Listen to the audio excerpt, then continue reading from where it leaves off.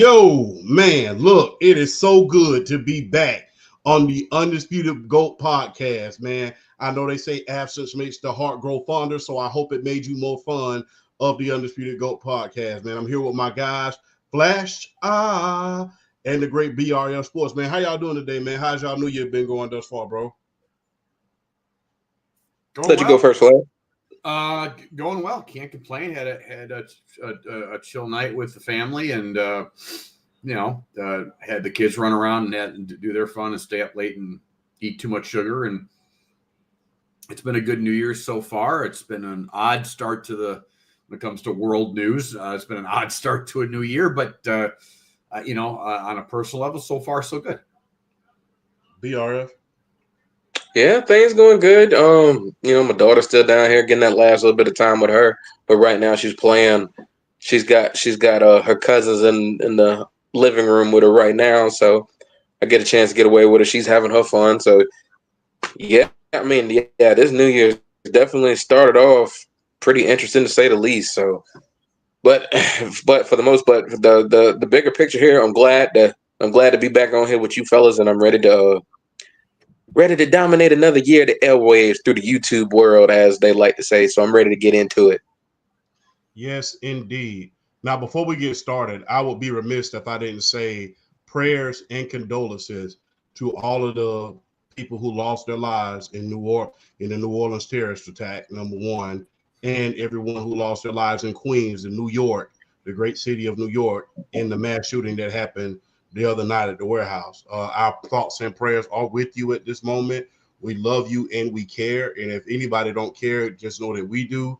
And I would just like to take the time, if you guys don't mind, to have at least one moment of silence for those victims as we reflect on a rough start to 2025.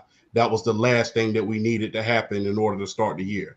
But unfortunately, it happened. But our job is to be there emotionally and in spirit and in our prayers to each and every last one of you. So without further ado, let's have a moment of silence.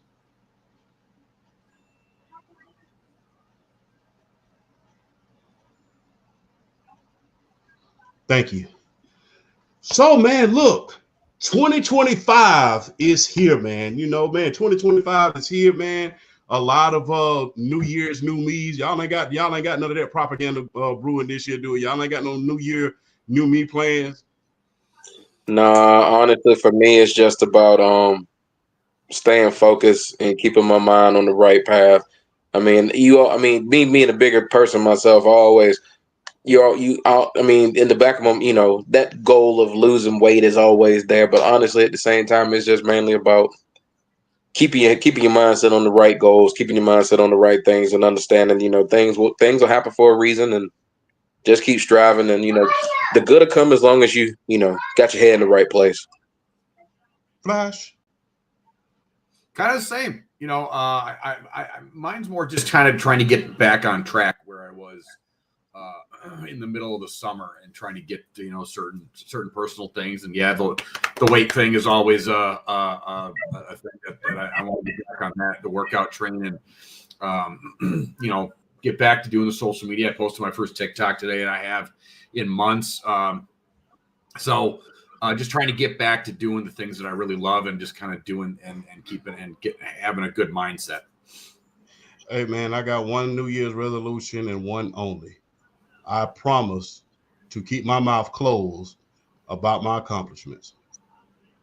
That is the biggest thing. And I would recommend everybody does that, because people who say they're praying for you might not be praying for you. They might be praying on your downfall. Just remember that. Tell you that in the good book. Close your mouth. So, hey, with that being said, man, speaking of big world events and dynasties falling, man, college football playoffs, 2 dynasties fell 2 consecutive years in college football. Alabama fell last year when they lost to the Big M in Michigan, and we fell this year in the college football playoffs when Notre Dame beat us and just flat out dominated us in the college football playoffs this past Thursday. Hey, I got to ask y'all this, man. Is this the changing of the guard? Is the SEC dominant roll over at this point? I can start it off since I'm like the SEC guy with you here, Champ. I think as far as the 13 of 18, that area, yeah, that's over. Like like there will never. I don't think there's going to be a run like that again anytime soon for any conference, just for the sheer fact of what the transfer portal's doing. I mean, hey, give it a flash, man. That transfer portal basically narrowed the playing field. It's pretty much what's happened. Like you see now you're seeing now you're like this, like, okay, a good example is this Final Four. You got Ohio State, you got Texas, you got Penn State, you got Notre Dame. I mean the fact that Texas is the only SEC school and they're not even a real SEC school. So it's like I don't acknowledge. I don't acknowledge them. It's like I don't acknowledge them being an SEC school. They're still Big 12 to me. So when you go by the law of the land and you go by the geography, these are 4 non-SEC schools. Let's just be real and keep it for what it's worth. So I think that era of dominance is over. Now I will say this is the SEC. It's not dead by any stretch because Alabama's still going to be able to recruit. Georgia's still going to be able to recruit. Teams like LSU, Tennessee, A&M, and I don't even like throwing A&M in there, but they've been in the SEC long enough that we can consider them an SEC school. Teams like that are still going to be able to recruit, and they're still going to be around. They're still going to be able to compete. Just the SEC, like the dominance is over, but the SEC isn't going to go away. Like next year, it wouldn't shock me. Like where we're kind of like where the rest of the country is kind of celebrating on the downfall of the SEC. Don't be shocked if next year 2 SEC schools make the semifinal. Like just don't be shocked because it's parity and it's the way of the land, and that's just how things roll. And that's just how things roll sometimes. Now, I'll speak on this as well. Like shout out to the University of Alabama and the University of Georgia for for being the preeminent dominant schools, basically of the late 2010s in the 2020s. If you want to throw in Clemson, the Clemson Tigers in there as well in the late 2010s. So I mean, it's just one of those things where you kind of at this point you knew it was going to happen. Like whereas in other years you have these really really loaded teams with all this talent because the guys just wanted to go to the school, playing time or not, they just want the experience and they just want to be, they want to go to Georgia, they want to go to Alabama, they want to go to LSU, they want to go to schools like that. Now it's like, well, if I go there, the cupboard is already so loaded, I'm gonna get playing time. But if I go here, not only will I get playing time, but hey, I may have enough of a name as far as like exactly in that too. I may have enough of a name in the recruiting world of getting noticed.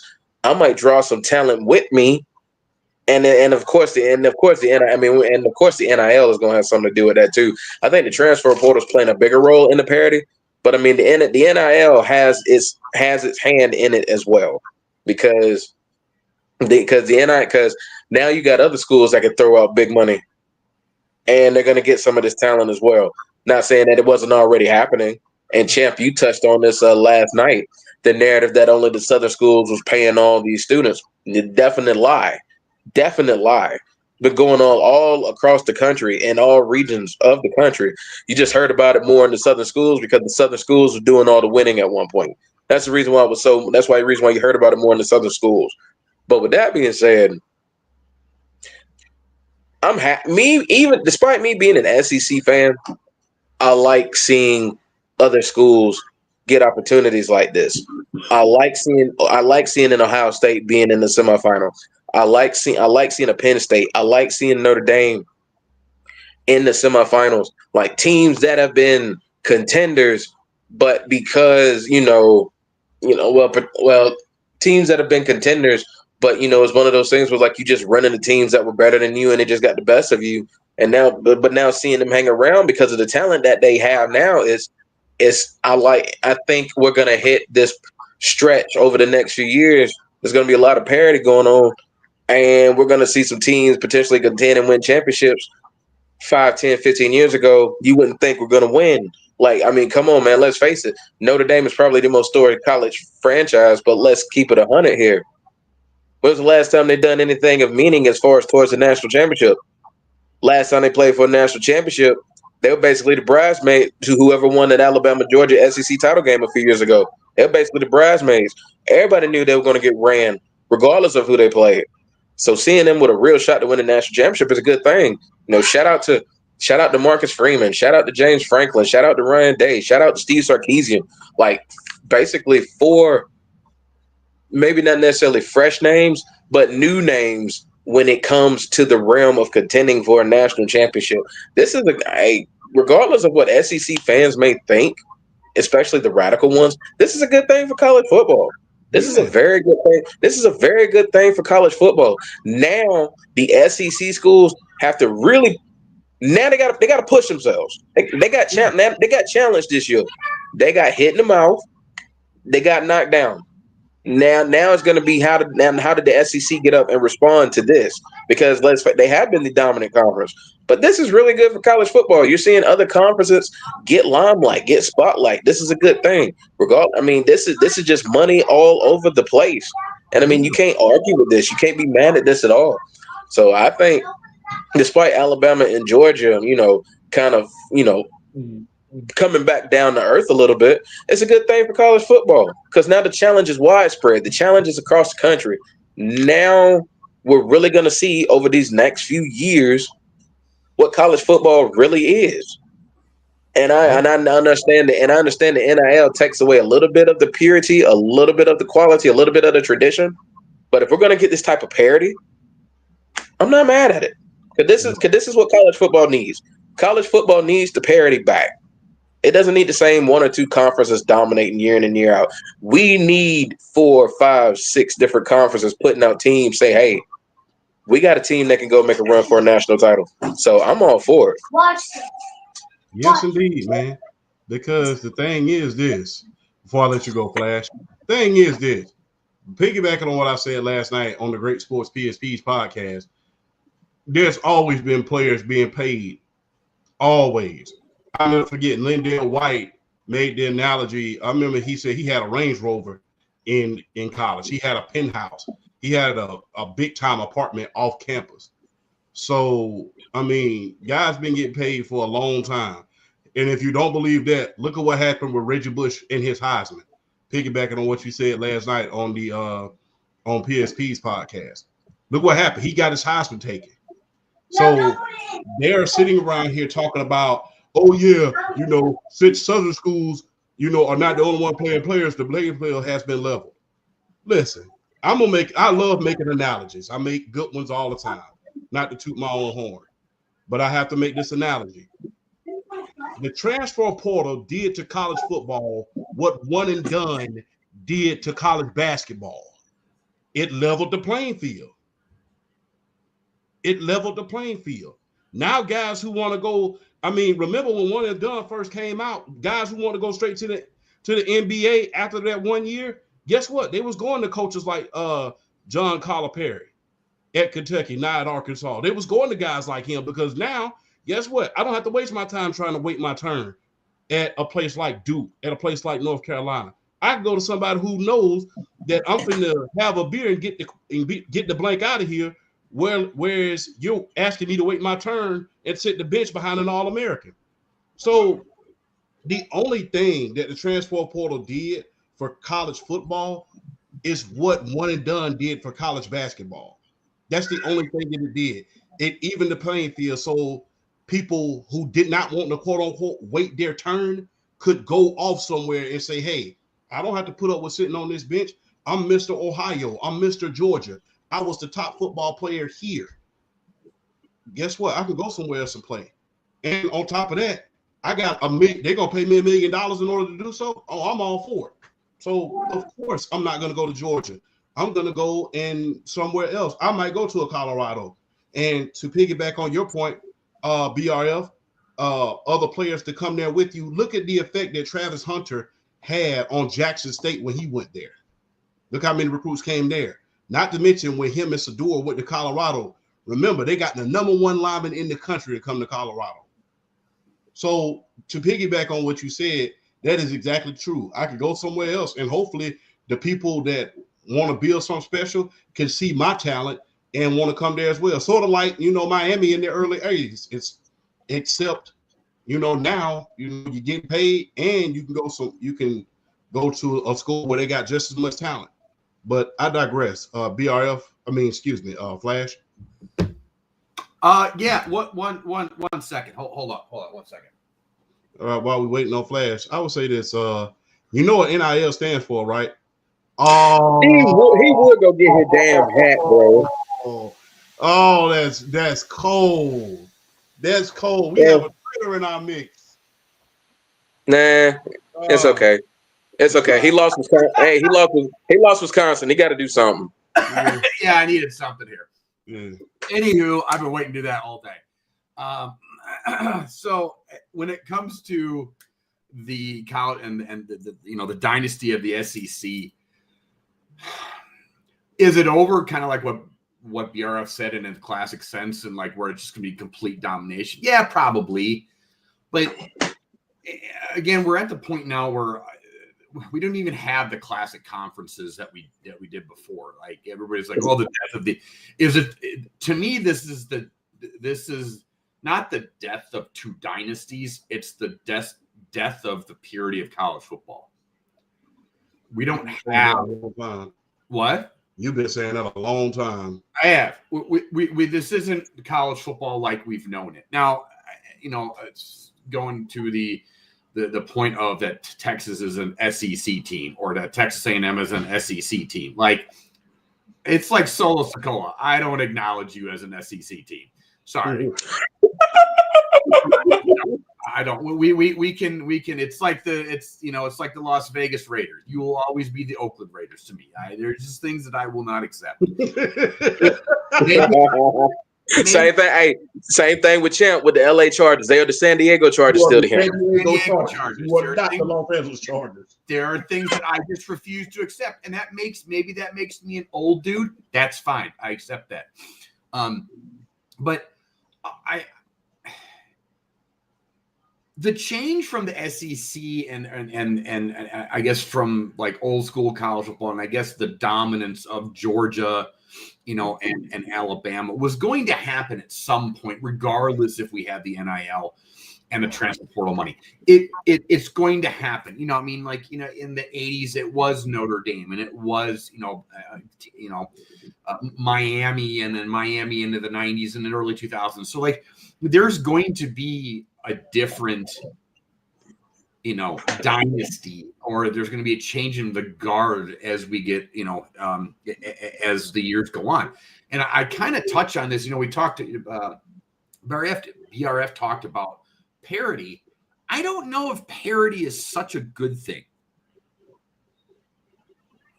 So yeah, so I made my first TikTok video in a while on why the NBA ratings are not as good as they used to be. And I think one of the big reasons why the NBA ratings are not what they used to is because we don't have a great villain. And in college football, in any sport, if you don't have a great villain, nobody is going to tune in to watch the downfall of the great villain. So to see this parity, it's great. And I think parity was inevitable because the other point that I touch on in that video is that the NBA, there's so many more eyeballs. There's so much more access to other teams that there wasn't before. So, Travis Hunter can go to Jackson State and he's still going to get on television. Is he going to get the exposure that Alabama did? No. But, you're going to go to Penn State, Indiana, and you're still going to be on television because of these network deals. The Big Ten Network, the SEC Network, and everything like that. ESPN2, College Football Channel, like all this. So there's so many more, and this was in the works. This has been in the works for pre-NIL and pre all the money. Basically, what in my opinion is the ignorance of the bliss of ignorance being ripped away from everybody when it comes to the players being paid in college football. So this was kind of all inevitable, with all the big pieces moving. So do I think Georgia and Alabama will die? Has it died? No. I think that they'll still be around for a while. Those recruiting lines don't just randomly dry up. So it's just going to be a little bit more difficult, and it's going to be kind of curious to see how they schedule themselves going forward. So, I'm curious to see how this goes. Does it make me feel better as a Wisconsin Badger guy that there's a possibility that we could play for a national title? Sure, but I think at the end of the day, you're still going to have your Georgias, your Clemsons, your Alabamas, your Notre Dames. Your Ohio State's been dominant in their own, they may not have won national title after national title, but they've been dominant in the Big Ten for the last 40 years, 30 years.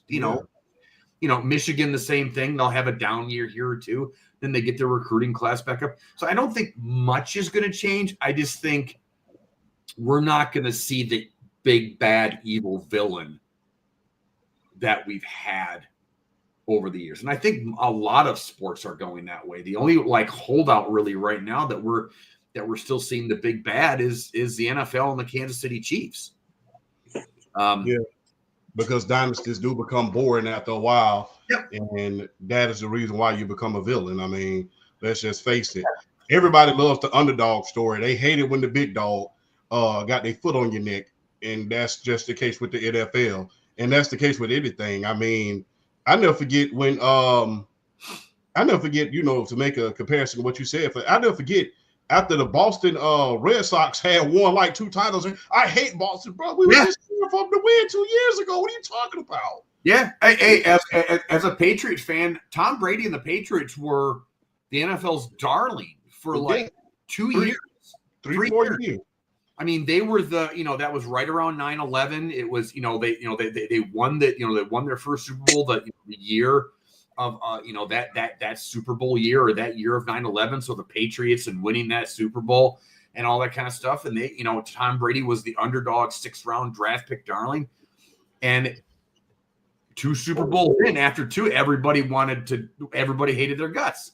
Yeah. And again, but seeing them you saw it though, when they didn't show up in a Super Bowl, or the ratings went down somewhat depending on the game, because the casual will tune in to see a king fall.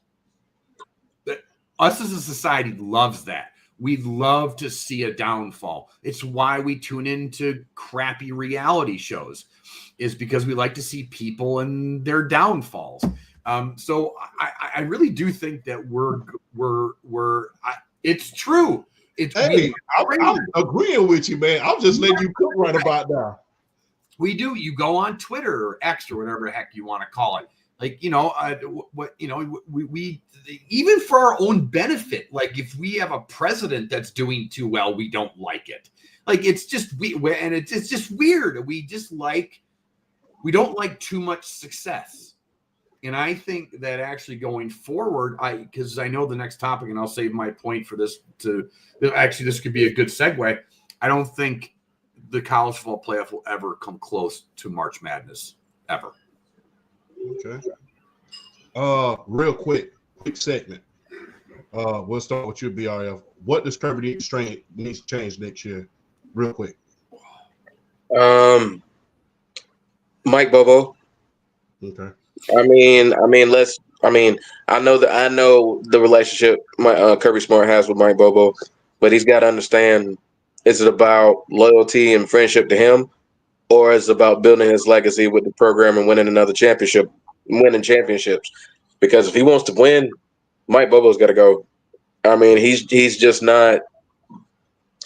I think a lot of it in that game, like I think he was trying to do too much to a certain extent with Gunnar Stockton, and Gunnar Stockton didn't have the experience like that, and it came back and it bit him.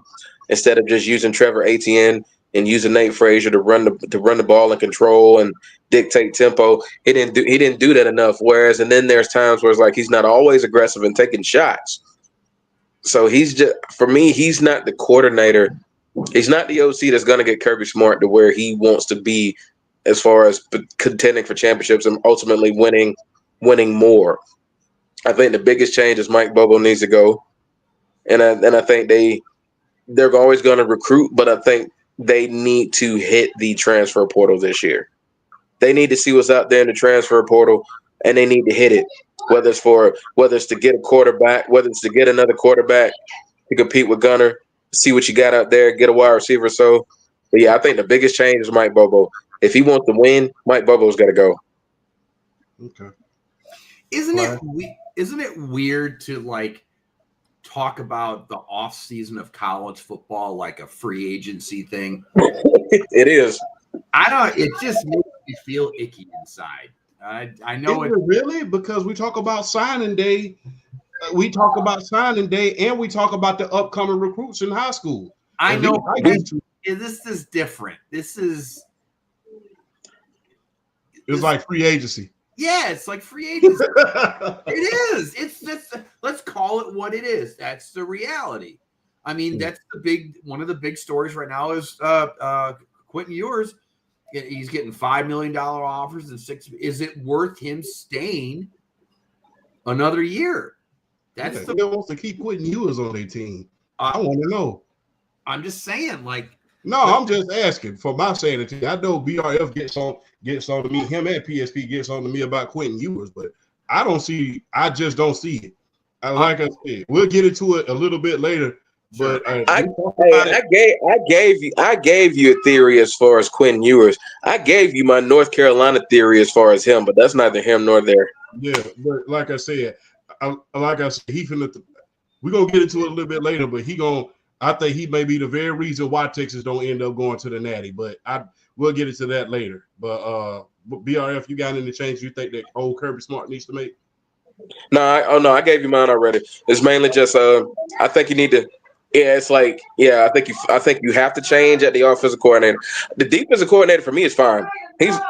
I like the defensive coordinator we have there. I think he's good because I mean, say what you want about that Sugar Bowl, it really wasn't the defense's fault. I mean, they held Notre Dame to 244 yards of offense. So it's not the defensive coordinator's fault. It's not the defense's fault. They showed up. Mike Bobo, I think if Kirby Smart wants to continue to have Georgia in the upper echelon of college football and contend for national championships and get back to one and win one, Mike, the first step has got to be to get rid of Mike Bobo. Okay. Flash? I mean, if Carson Beck doesn't get hurt, is this a different ballgame? No. I don't think so, to be honest with you. I really don't think so. I don't think so. I don't think. I mean, come on. I think with Carson Beck, the ability to play make is on a higher level. The problem is receivers were dropping just as many passes for him too. Yeah. Which is why I don't think I mean, as a Georgia fan, I think Georgia loses this game regardless of whether it's Carson Beck or Gunnar Stockton, because Notre Dame just outcoached them at the end of the day. Yeah, I do think, don't get me wrong, I do think Notre Dame did outcoach them, but I don't think that there needs to be mass. You guys know me long enough now. I'm not a big, knee-jerk reaction guy, just because of a loss. I do think having Gunnar Stockton as the quarterback, and even you said it, that he wasn't, they relied on him too much, and I think Georgia may still lose the football game, but I think again, look, I thought Georgia was going to roll this game, and I went over and spent New Year's Day with my family, and my dad, was like, man, don't, he's like, I'm looking forward to Notre Dame beating Georgia. I'm like, man, it's the last time Notre Dame, sniffed this. They looked like the JV team against Alabama. So I'm like, this isn't, and I was wrong. So all were. So I don't think Georgia needs to make massive changes. Maybe a little tweak here and there. But I think sometimes you do get outcoached, and sometimes you do just get beat. It happens. My only rebuttal to that is the Mike Bobo problem has always been a problem, and this is his second stint. And this is his second stint as the offensive coordinator. I think the offense with him Nowhere near as good as Todd Monken. Not even close. That's true. The inconsistency in the offense. Yeah. Because one game they look great, and the other game they look like they have no idea how to get their, get out of the hole in the ground. So I that's true. But that can be attributed to, again, new coach, players coming in and out. Like, I think that's going to be something that we're going to see in college football in general going forward with the, with portal transfers and the NIL and all that kind of stuff. Trying to incorporate players from a year-to-year basis now is going to be into your schemes. It's going to be a lot more difficult than it used to be. So inconsistency is something that we're going to possibly see going forward in a lot of top teams. I think that's why you saw teams like Alabama beat Georgia and then lose to, lose to Vanderbilt. I think that's one of the things that we're going to see going forward. So and again, we talked about parity. That's going to be a part of the parity, is the inconsistency from the top teams. You're going to see one day they look like they're just top notch, this is old school SEC football. And then all of a sudden, they're going to lose to Vanderbilt or, Wisconsin, Stephen Point, Tech, whatever. So I think that's going to be something going forward to really look at and see how teams monitor. And I wonder how universities are there going to be a lot of knee-jerk reactions because of the inconsistencies? Hey, when you bring money into purity, it's always corrupted, and we will leave it at that, like you said, Flash. But I will say this, to go from Todd Monken to Mike Bobo, damn, it's kind of like going from Megan Good to Jennifer Lopez. But I digress. It's like going from Shawshank Redemption to Half Past Dead 2. Come on, man. Come on, man. Why you got to diss Ja Rule like that, bro? And Steven Hey, I love Ja Rule, but let's not get it twisted. Shawshank Redemption is one of the great movies of all time, and Half Past Dead 2. It went straight to DVD for a reason. I didn't even know that was a movie. Yeah. Bill Goldberg was the star of that one, by the way. Shout out to Sports PSP. Who should they hire for Mike Bobo? I don't know at this moment, to be honest with you, PSP. I don't know. Yeah, I don't know who's going to be available. I'd have to look and see who might potentially be available. I'm not sure. I'll say this though. This is okay. I might be crazy for even suggesting this. And it's almost ironic Sports PSP is in this. Cliff Kingsbury. Yep.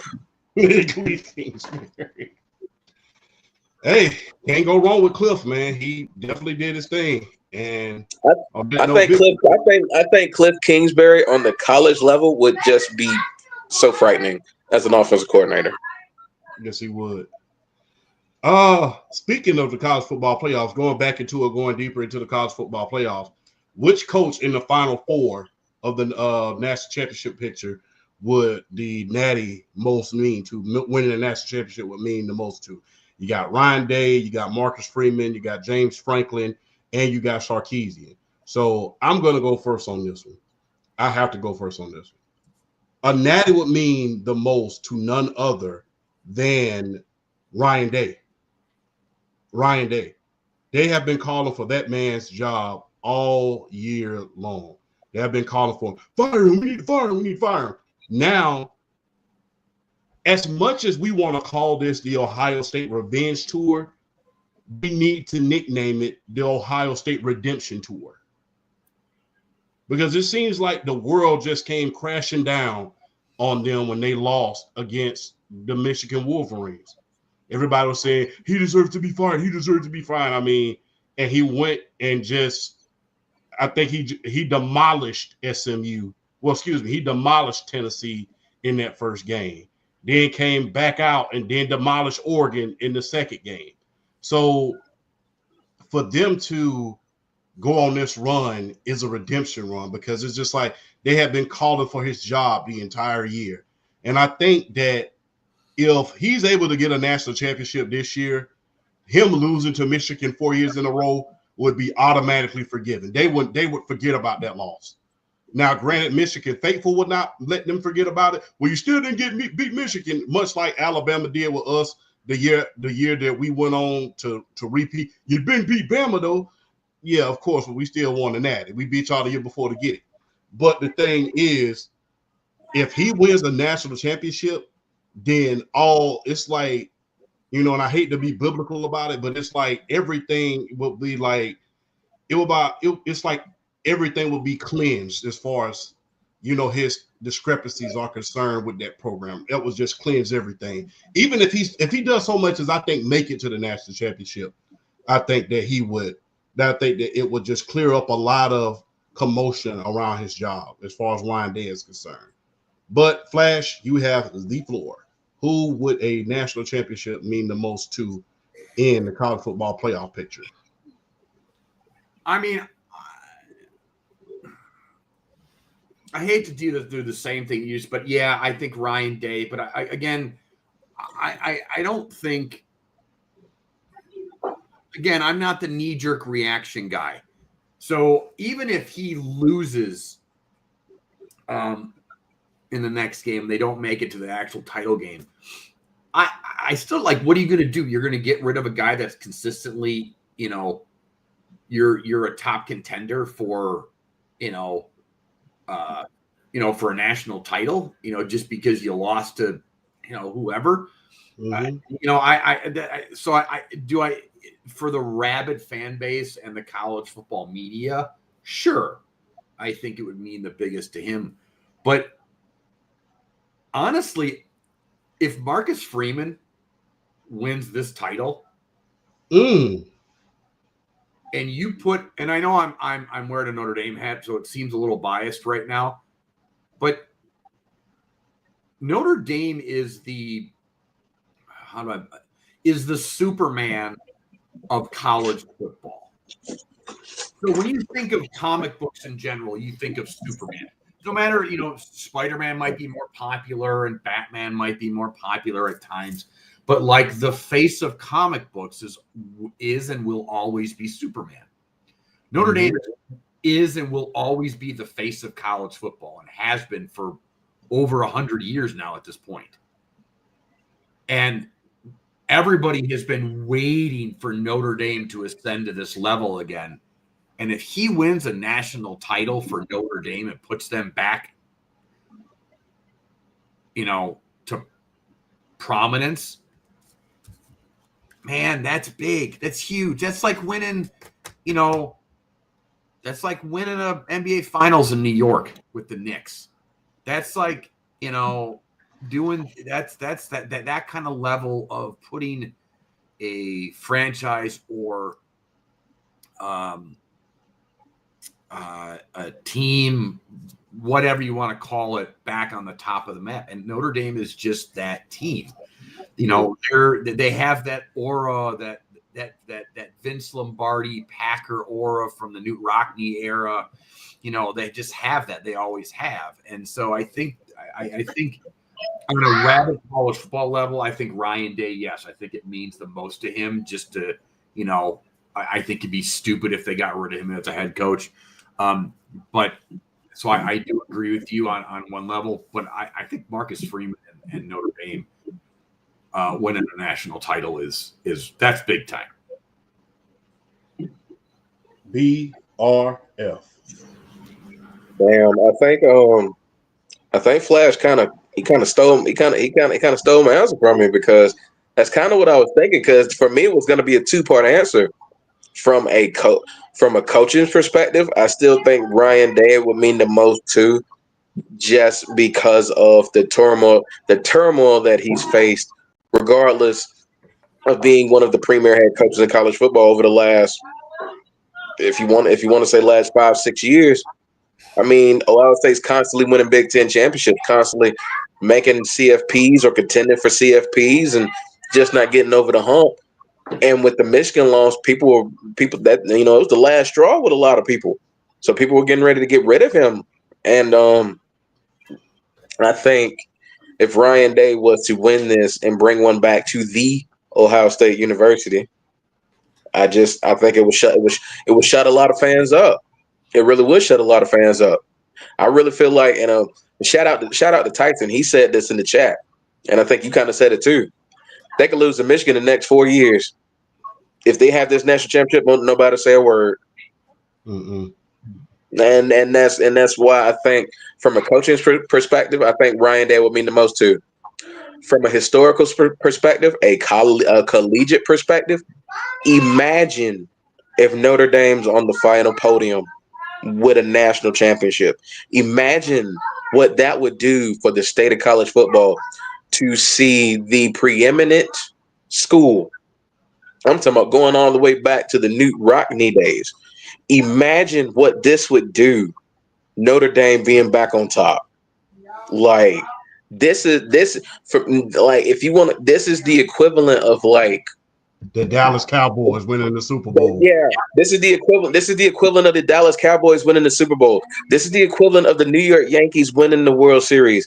This is the equivalent of a team like Boston or a team like the LA Lakers winning the NBA championship. I mean, it is what it is. What it is. It is what it is. Like, Notre Dame is that franchise. They are the TV franchise when it comes to college football, because they have their own TV deal as a school, like the NBC deal. They have that deal. That is them. Yep. And I want to point out, too, if they win this national title, they ain't joining any conference. Hell no, I wouldn't join them either.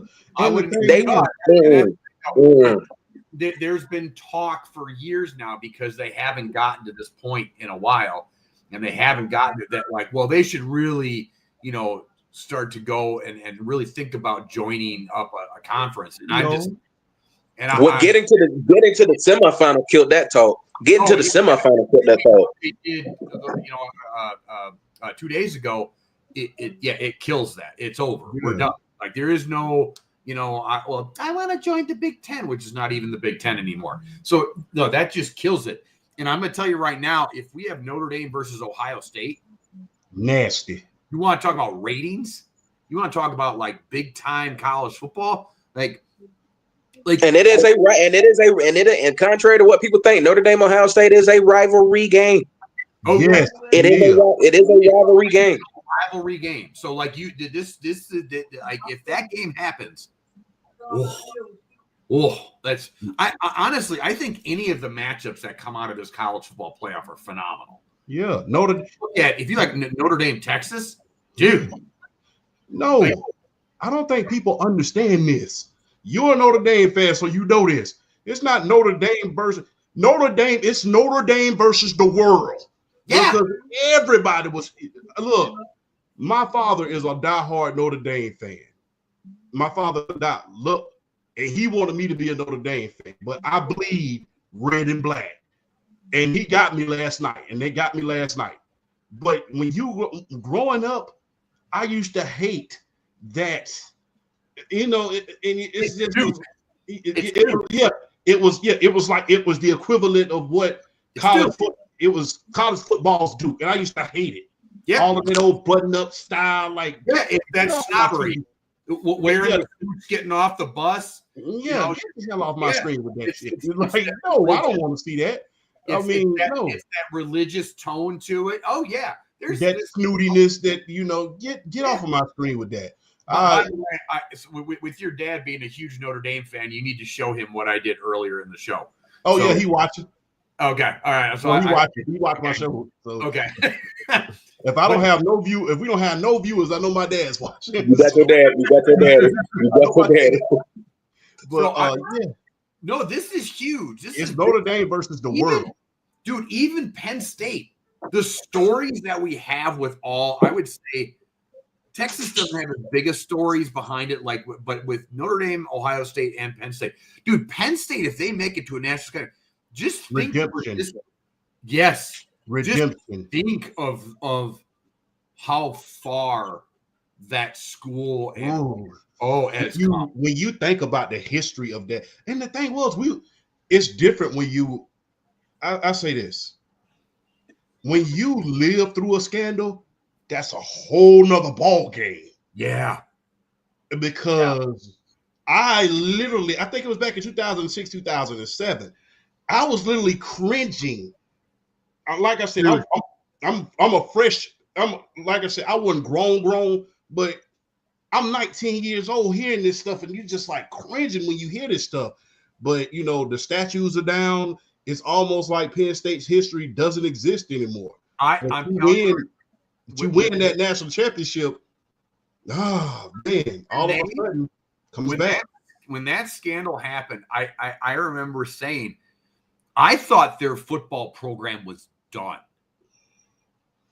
Like, I really did. I thought, like, I mean, there was talk about it of just eliminating it. So I mean, that was no joke. And I thought there's like to talk about the death penalty.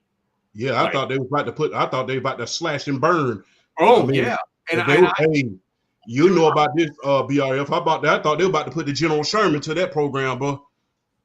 I thought they were about to put the General Sherman. Yeah, honestly, I thought they were too, just because of how deep that scandal ran and how bad it was. I thought they were about to gut that program.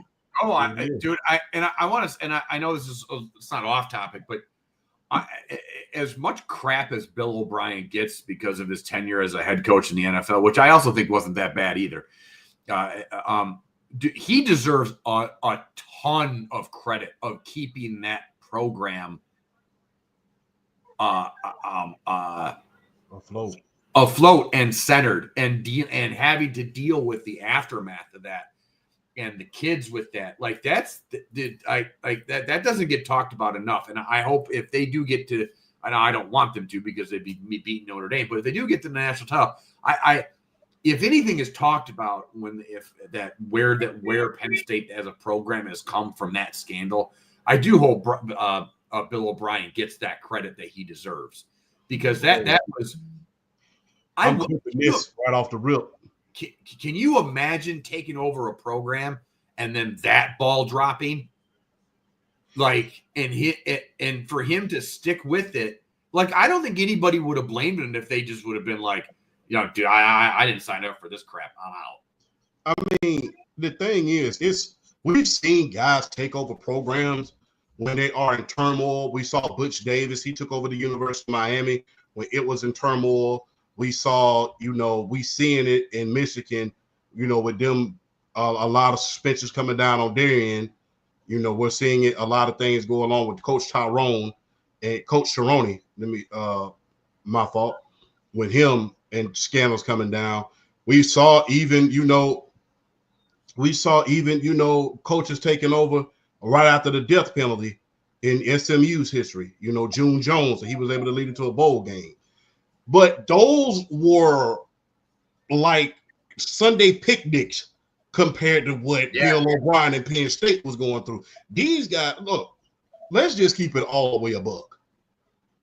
Butch Davis and those guys, those were infractions that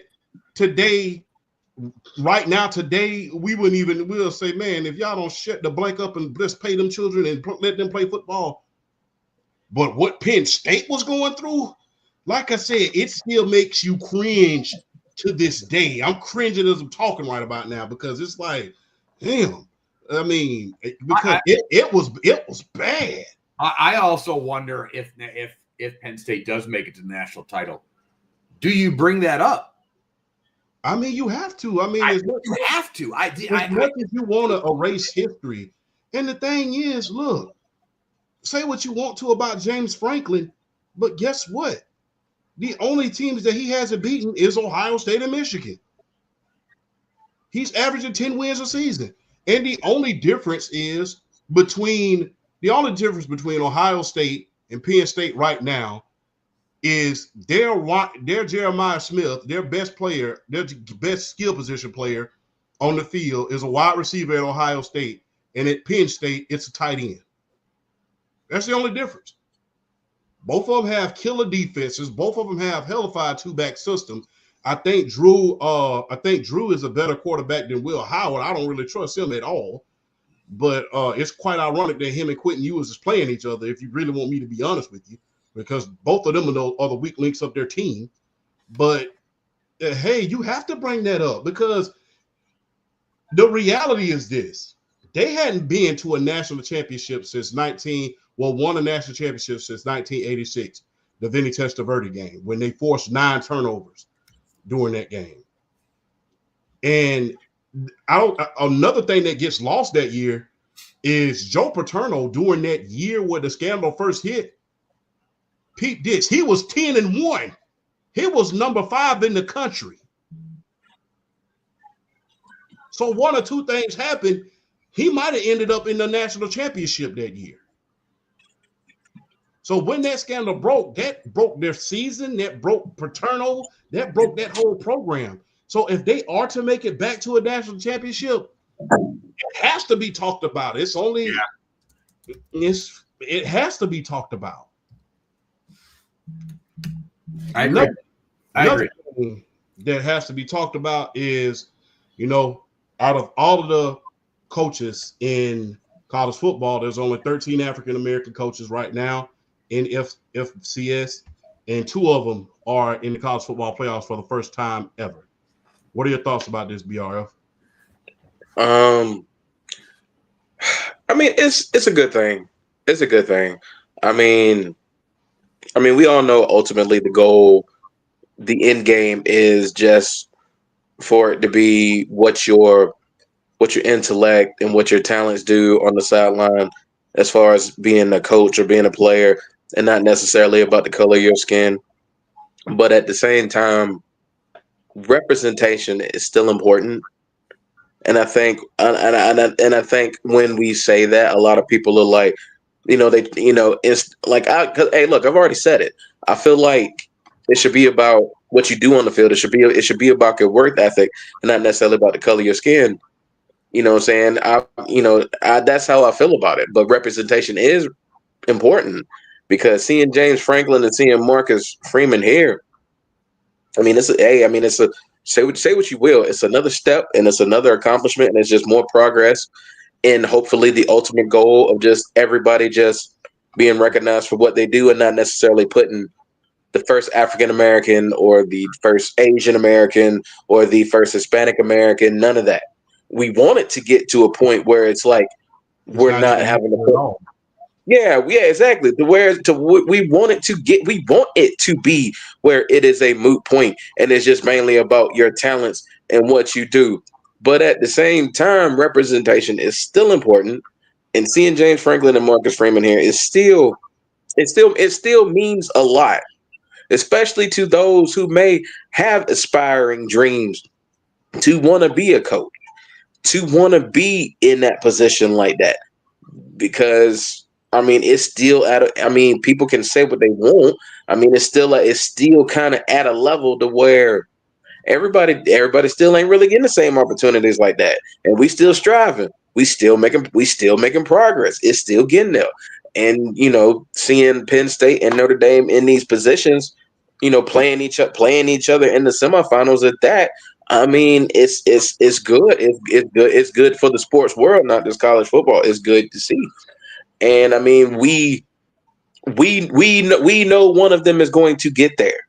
With them playing in the semifinal, we know one of them is going to get there. So I'm proud of both of them because James Franklin, the Penn State, and not always winning big games and just people questioning whether he was cut out for the job and can he do it in big time situations. And to be here is just it's just big for his psyche and big for him. And then with Marcus Freeman and Notre Dame taking this preeminent, historic, storied organization back to the promised land. Just like I said, just imagine Marcus Freeman putting his name on a national championship trophy. Like, it's not just the fact that he's it's almost like the double historic significance. Not only are you bringing Notre Dame back to prominence, but you are an African American coach at that, bringing Notre Dame back to prominence. People can say what they want about it, but that would be a big time historical moment, and that would be something that would be etched I mean, if Marcus Freeman wins this national championship, he will be immortalized in the eyes of college football. He will be immortalized. He will be flat out immortalized because Notre Dame is back, and the significance of his race, which is still there. But it's like I said, we wanted to get to the point where we're not having to bring this up in discussions. It should be about your talents and what you do. We wanted to get to that point, but until it's fully at that point, representation is still a big deal. And I'm happy to see them making the most of this and making the most of this opportunity. But that's pretty much all I got on it. I mean, we wanted to be a point where we don't have to bring this up anymore. But the representation is still there, and it's still a good thing. It's still a good thing to see. But we know what the ultimate goal and end game is. We don't want to talk about this anymore. Is what the main goal is. But it's progress, and I'm happy to see it. Quick note: I think it's important to say we're getting to that point in the NFL when it comes to quarterbacks. I really think so, because the thing is, even with Lamar winning MVP3, we're not saying he's going to be the first black quarterback in order to win 3 MVPs. Well, he's not, but you get what I'm trying to say. But we're not going around saying that. We're talking about more him as a running quarterback and him having his best running season. But I think we're getting to that way in the NFL. Well, whereas back in 1990, it was only Randall Cunningham, Warren Moon, and what's the other guy's name? Andre Ware. Andre Ware before Rodney Peete took over. Whereas back then it was few and far in between. Now I think it's slowly but surely backing away from that conversation of black quarterback. And we got Warren Moon and a lot of our forefathers to thank for that. So thank every last one of you. Flash. When it comes to will college football playoffs be bigger than March Madness? No, I don't think. March Madness is ingrained in society. Like, even people that, we've all had the girlfriend that fills out the March Madness bracket, and just like, well, I like their colors, so that's why I picked that they're going to win. And then for some odd reason, she ends up winning the bracket, and winning the pool. You sound like that. You sound like that personal. You sound like that. He took that in the great words of Michael Jordan. He took that person. No, but it's true though. Everybody's had that story of the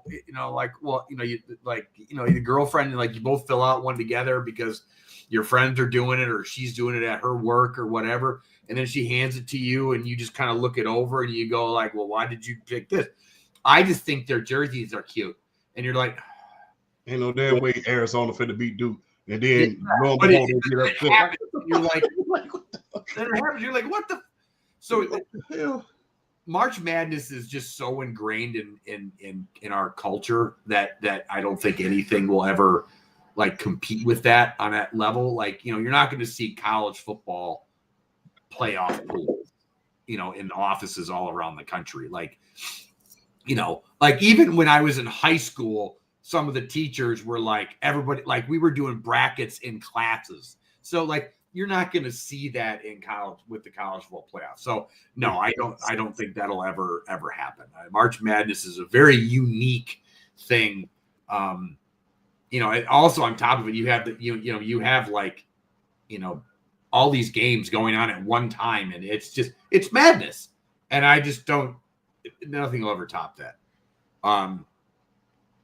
As far as the historic significance of Marcus Freeman, and I'm sorry, what's the coach for Penn State? Sorry, thanks, Franco. Thank you. I think both of them touched on it really beautifully. I think Marcus Freeman mentioned that yes, it's very important. He also gave a shout out to his Korean side with his mom. Too, that's a representation as well, that shouldn't be kind of pushed to the wayside and forgotten. But I think in this political climate, especially, I think they both kind of addressed the situation without, I see a lot of posts right now about Marcus Freeman saying that oh, your color shouldn't matter. It's just the evidence of your work essentially and what you do. And yes, that is a goal, but that's not all he said on the topic. So I think he did a real beautiful job of saying why it's important, but also, yeah, the goal is it should be based on character and your body of work. So, and that's the ultimate goal for anybody. And I think for everybody that's, our age, I think that's what we all believe in. So I think both coaches did that very beautifully where, they navigated this really awful political climate in a really good way. So bravo to both of them. And the fact, but Barry touched on a little bit, to have a black head coach return Notre Dame to prominence. So going back to what you said, Champ, about the snobbery of Notre Dame. I hated that shit. I'm going to say something that's a little sort of controversial. Okay. Part of the reason why everybody hated Duke was because they were so white, if you know what I'm saying. In the era of, you had like Miami, and that counter to that, and everybody embraced that different style. Notre Dame had that same thing, that aura to it, that snobbery, that thing. And I know that's kind of controversial to say, but it's not controversial. I used to think, look, this is my ignorance, and I'm just going to be real. I used to think that rich snobs went to Notre Dame just like I thought that rich snobs went to Duke. And guess what? Every time Duke was on TV and they played what I thought was my homeboys at the Fab Five, when they played UNLV, which I still ain't got over yet. That game was fixed. I don't care what anybody says.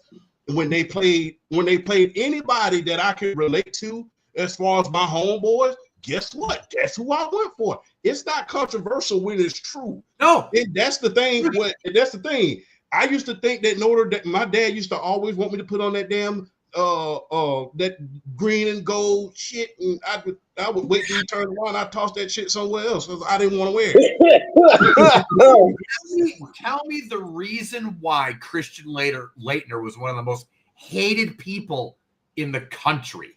Well, number one, no funny business. He was good looking. He looked like Tom Cruise with a basketball. He was that classic uppity dude. I used to hate him. A lot of it was a lot of it was like the Michigan Fab Five. They told you, they thought they were soft. Yeah, they thought they were soft. You know what I'm saying? Duke was the rich. Like Champ. I mean, Champ pretty much said it. The rich snobs went to Duke. Yeah. So guys like Jimmy King, Chris Webber, Juwan Howard, they saw Duke in that national championship game, and immediately, that Christian Laettner was at the top of the list. They immediately thought he was soft. They didn't think he was as good as everybody built him up to be. But they got a rude awakening when they saw him on the court. I think bringing up the significance of the Fab Five, like the baggy shorts and the different style of play, like that was a huge. That was counterculture. It was counterculture. I mean, you look at Boston and LA in the '80s, and that counterculture. And that well, no, this is the right way to do it. No, this is the right way to do it. And so, like, it's weird to grow up in that era and now see, and weird is a wrong term, but then to see Marcus Freeman take over as the head coach of Notre Dame, and how as a society we've really grown and changed. Yeah.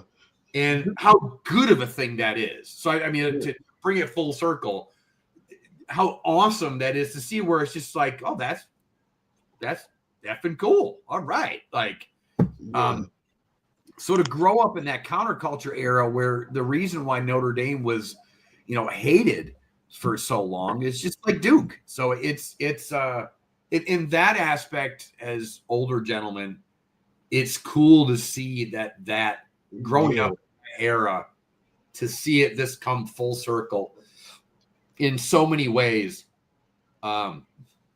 is actually really cool to see. It feels like history. It feels like as troubled a climate as we are politically, socially, politically. I wish people would stop and listen to what take in the moment that we are in at right now. We're not as bad as everybody thinks it is. We've actually grown very much as a society. We just like to concentrate on the evil stuff. So, but yeah, evilness sells. What's so funny about that? My dad, I'll tell y'all my people. I can tell y'all this. What's so funny about that is I used to wear my father used to dress me up in ties just like that. And I used to hate that shit. It was nice because I was the first, he bought me I'll never forget when Polo Bear first came out. He bought me that $100 tie. He's like, I want you to wear something. And I was wearing that to school. Now, granted, I wasn't going to the school where they wore that. I wasn't going to the school where they wore that. And when I walked into that place, it looked like a fool, but the thing it's just like, it's counterculture. It's like, I really don't want to wear it. And there was times where, I was carrying my book bag on my shoulder and I couldn't wait to snatch all that shit off and put on my throwback jersey and walk through the school with my new jersey I had on. And because I thought it was corny. I thought it was corny. I'll say this though. I'll say this real quick though, but I give your dad props because there's an old saying, and I'm almost certain he was kind of, by dressing you up that way, he was teaching you this. And there's an old saying, and it's very, very true. You dress for the job you want, not for the job you have. Yep. And I think he was instilling that in you. So shout out to Father Champ. Because let me tell you something, you did good with this man in my top left right here. You did good with this one. So shout out to Father Champ. That's but I used to hate that shit. I used to hate it, especially the school I went to. They used to call me the opposing team. The opposing team would hear about you. They would call me the oddball. You're not supposed to be over there with those guys because my school was right across the street from a bad neighborhood. So I used to go to this. He was like, "You're not supposed to be over there with it. You're supposed to be with us. Why would you go?" I'm like, "Man, we finna beat the hell out y'all." And we would go out there and blow them out. We went out there and we faced the kids on the other side of town like one time, and we went out there and it's like, "Oh, we got the oddball over here. We got the oddball over there with the guys." I'm like, "All right, we finna beat the hell out y'all."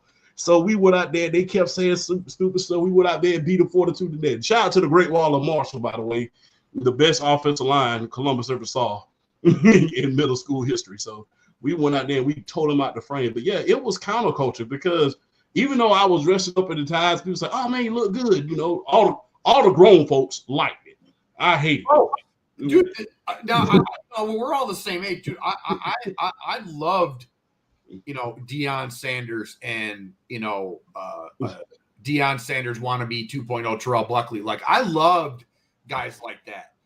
Ricky Waters and those guys like that. So I grew up with that counterculture in me, and it's weird as you get older, you change, and you as much as you.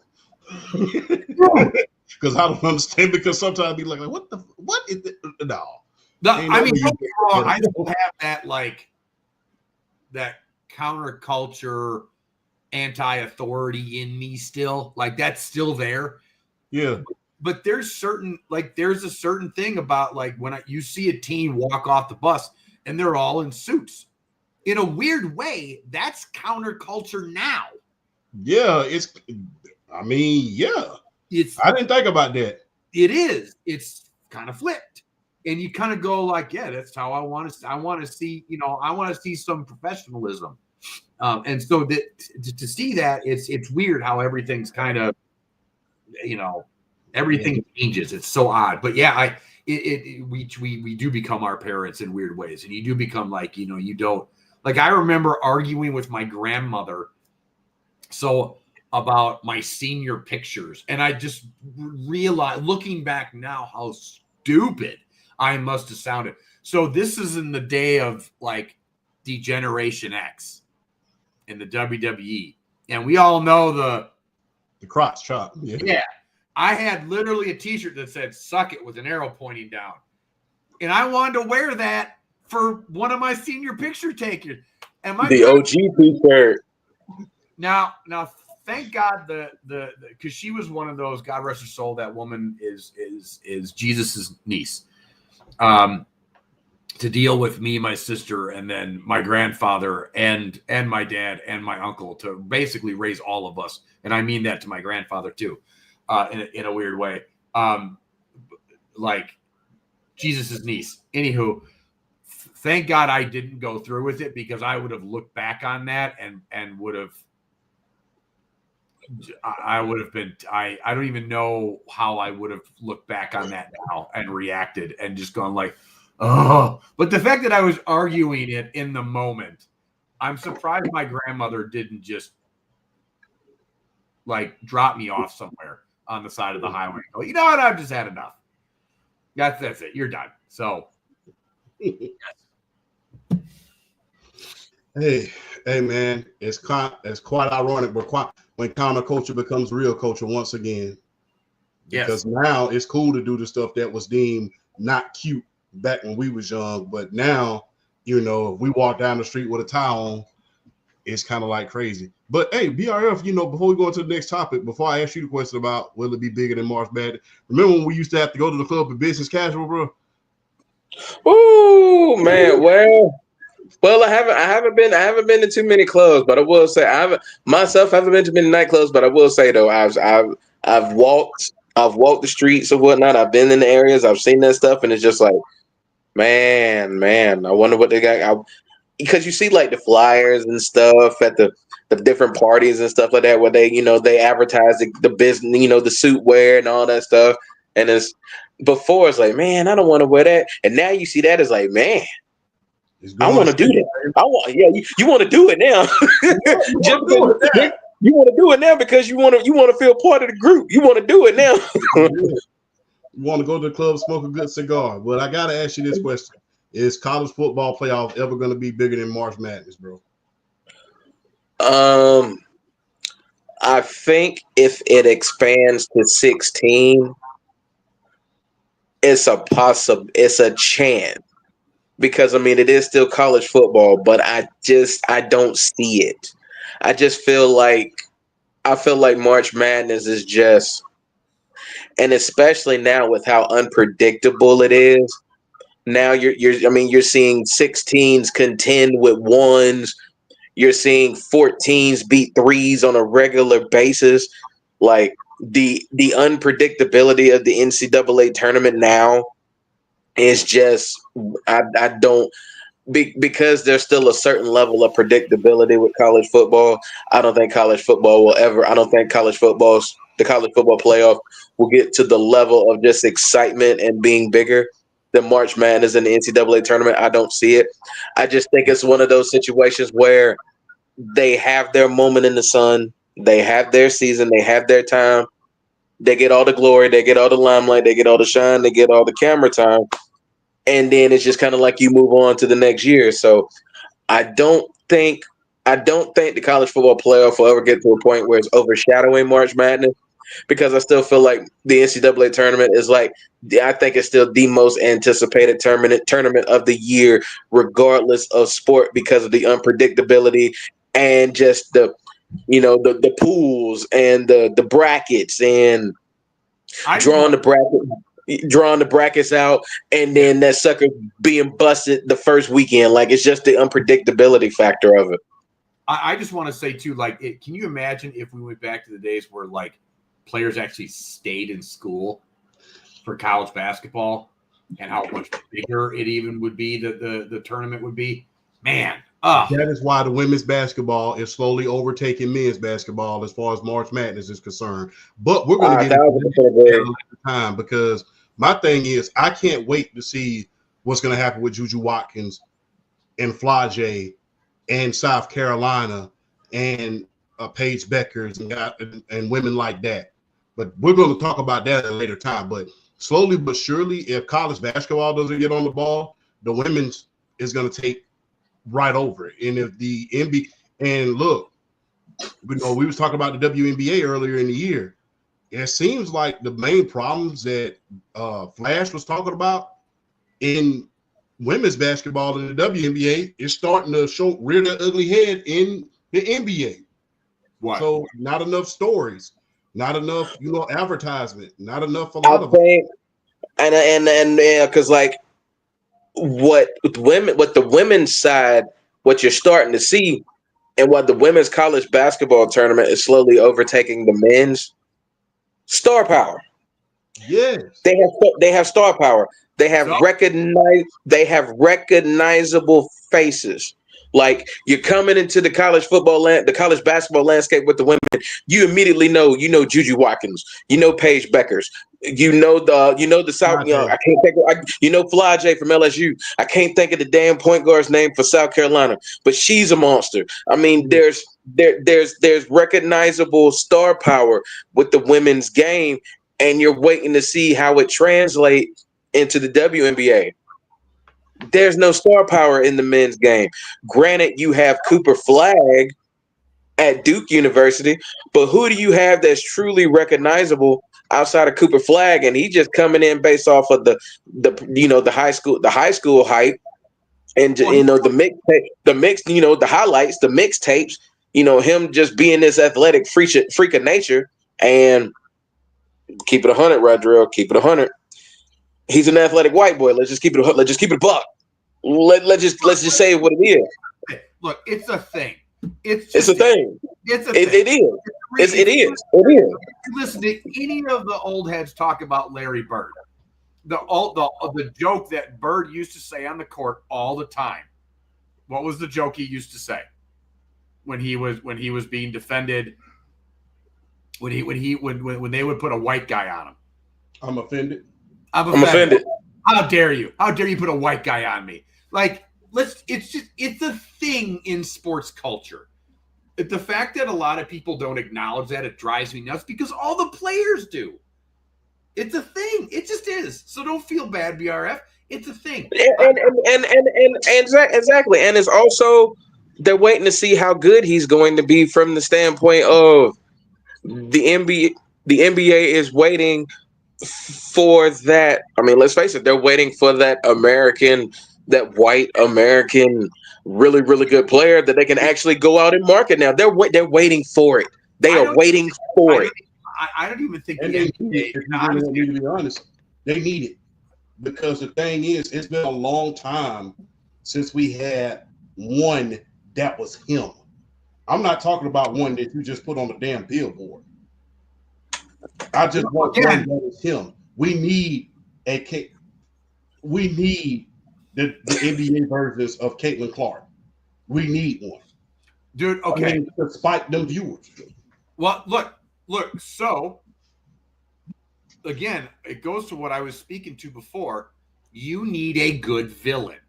With the phone, Daddy. Oh. Cooper Flagg going to Duke is a great villain move.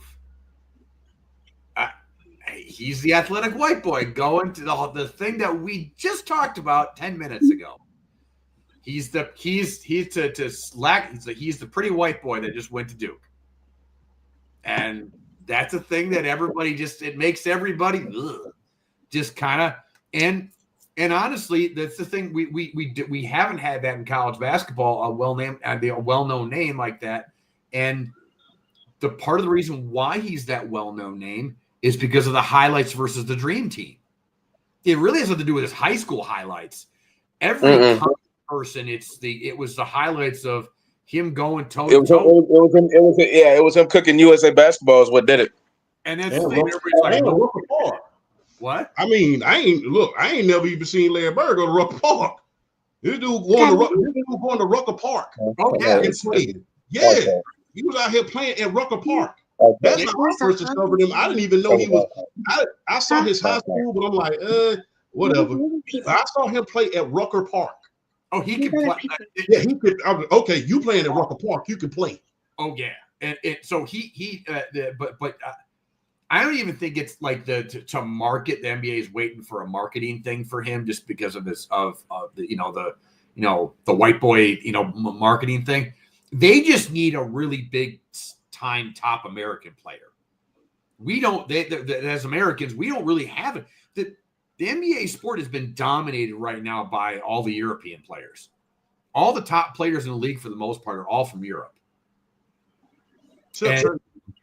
And so we there is nobody. And so, yes, is he going to have that evil villain aspect of going to Duke and that's going to be part of it? Sure. But I think just as an American player, I'd be really curious to where he goes and he gets drafted. Like,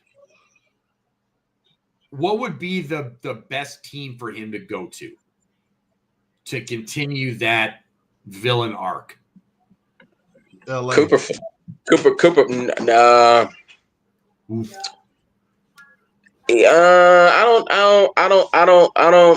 I guess maybe LA. I'm looking at a Cooper Flag. I guess I'm trying to think team. I'm trying to think where he would fit right now.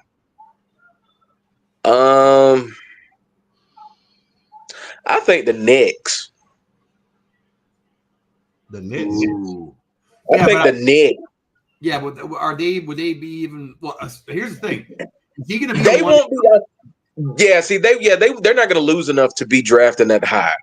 So no. I get but here's the thing though: the Lakers aren't going to. I don't think the Lakers are going to be in the lottery. I don't think the Celtics are going to be in the lottery. I don't think the Knicks are going to be in the lottery. And I think they're like the three teams that's like, oh well, if he were to go there. So for me, it's like which. Utah. I ain't even think about them. Really? They're terrible? That makes sense, though. It makes sense. It's Mormon country. Like, I mean, come on. That's why I said really. I really wasn't trying to go there, but hey, I leave it to you to do. That's what Cooper Flag would be Gordon Hayward Part 2. Yes. And if he has the career that Gordon Hayward had, because let's not keep it a buck. Gordon Hayward at his peak at Utah was in top 25 player discussions. He was that good. Yeah. But the difference is that Cooper Flag would be coming from Duke. Mm-hmm. So that like Gordon Hayward Gordon Hayward. Thank you, Hayward. Sorry. He had that underdog darling feeling though because he almost beat Duke. He went to Butler, right? He went to Butler. So like that, there's not that same thing. Like this is now you're coming from Duke. This is Christian Laettner level type. But I do have a question. Does Cooper Flag kind of dismiss that a little bit because he's going and playing at Rucker Park? Yeah, I mean, he don't seem. Is it different? He's very dismissive, just like every last player that we've seen that we've compared to Larry Bird. They're just as dismissive about it as Larry Bird was. People don't realize that. People think, the newer generation, which, I hate to sound like my father, they don't know diddly shit about Larry Bird. But, every time they asked him, are you the great white hope? He said, no, I'm not. I'm here to play with the best players, and the best players are black players. The same thing with Caitlin Clark and what she said at Time Magazine. So he runs away from it just like they did. So that's the funniest part about it. Everybody who follows in Larry Bird's footsteps is just like him in his mannerisms. It's weird how like their peers, they acknowledge it but don't acknowledge it.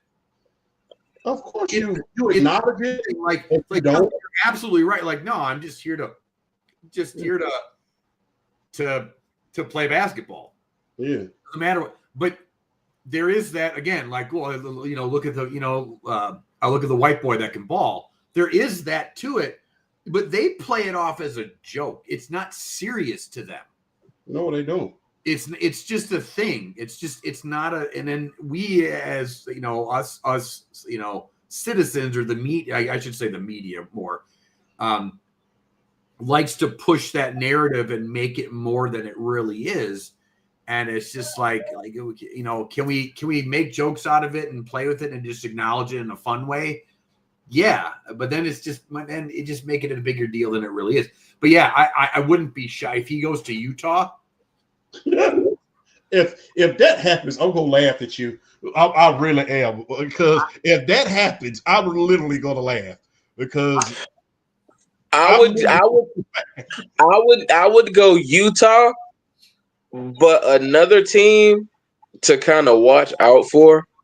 I don't know. I guess Utah would make the most sense. I'm thinking about the teams that are like really, really bad that are going to be in contention for the number 1 overall draft pick. I guess, yeah, Utah would definitely be the first to come to mind. I'm trying to think about other teams with like really, really, really bad records. I think, yeah, I can see the Utah Jazz from that aspect.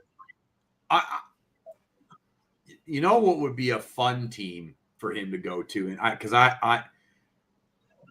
this would be awesome, but I don't know. And again, is he going to be a one and done? Do we think, or is he going to stay? I think he's one and done. I think he's one and done. Champ, what do you think? I think he should stay, man. Build it. I mean, the thing is, I want to look. You got more. Look, the problem I'm having with the NBA before we go into this next segment. The problem I have with the NBA and the reason why it's suffering is a lot of these guys coming to the NBA, whereas a player like Caitlin Clark and Angel Reese and Cameron Brink, Rickea Jackson, a lot of those rookies was able to go in and make an immediate impact. A lot of these guys who are going to the NBA, they're not going to make that same impact where they're just going to carry their team to the playoffs. We're not going to see another rookie for a long time guide their teams, just will their team to the playoffs like Michael Jordan did in his first couple years, where one player is just going to make a big difference on his team getting to the playoffs. We haven't even seen that with Wemby as of yet. So the thing is, look, you got NIL money. You ain't got to force yourself to come out now. No. Because quiet as it's kept, you're not going to make that much more money than you are at NIL outside of that. So, well, yeah, I mean, I know, granted, $20 million for $20 to $30 million for 5 years is a hell of a lot more than 3.5. But now you're seeing guys and women actually get endorsements. I mean, Juju Watkins just got the richest contract for a woman in Nike history. You know, she just got the richest contract in Nike history outside of Caitlin Clark and Asia Wilson. So it's more incentive for you to stay and get developed than for you to go into the lion's den where you're really not prepared. That's where I believe the NBA is messing up at, and the NFL and the WNBA are, reaching its peak right now. We know, although NIL and the transfer portal is taking over, guess what? We still know who these guys are because they got recruited from one school and just so happen to want to transfer and go to another. It's all in the news. We have a chance to build these guys up because even if they transfer their freshman year, they're still going to be there. They're junior in their sophomore year. But that's the thing. I would stay if I was Cooper Flag. Hey, they haven't had anything since Coach K left back in the early 2000s. They haven't won a national championship since then. No. Let me stay and let me win under the new regime and show them that Duke is still Duke. The other thing too is I remember the days, again, I'm going to sound like the old guy, but that's whatever. When Glenn Robinson and Tim Duncan were your established names by the time you got to the NBA. And I think that's a thing. That needs to, that's why I wish players would stay in college basketball. I think one of the worst, don't get me wrong, we wouldn't have gotten LeBron, we wouldn't have gotten Kobe, but can you imagine Kobe and LeBron in college? What that would have done? Let's say they're there for 2 years. Oh. The thing is, they would have been more developed. I mean, Kobe had an advantage because, his father was an NBA star. So he had, whereas everybody else deemed him as a high school player, he was really an NBA player coming out of high school. Let's just keep it all the way a buck.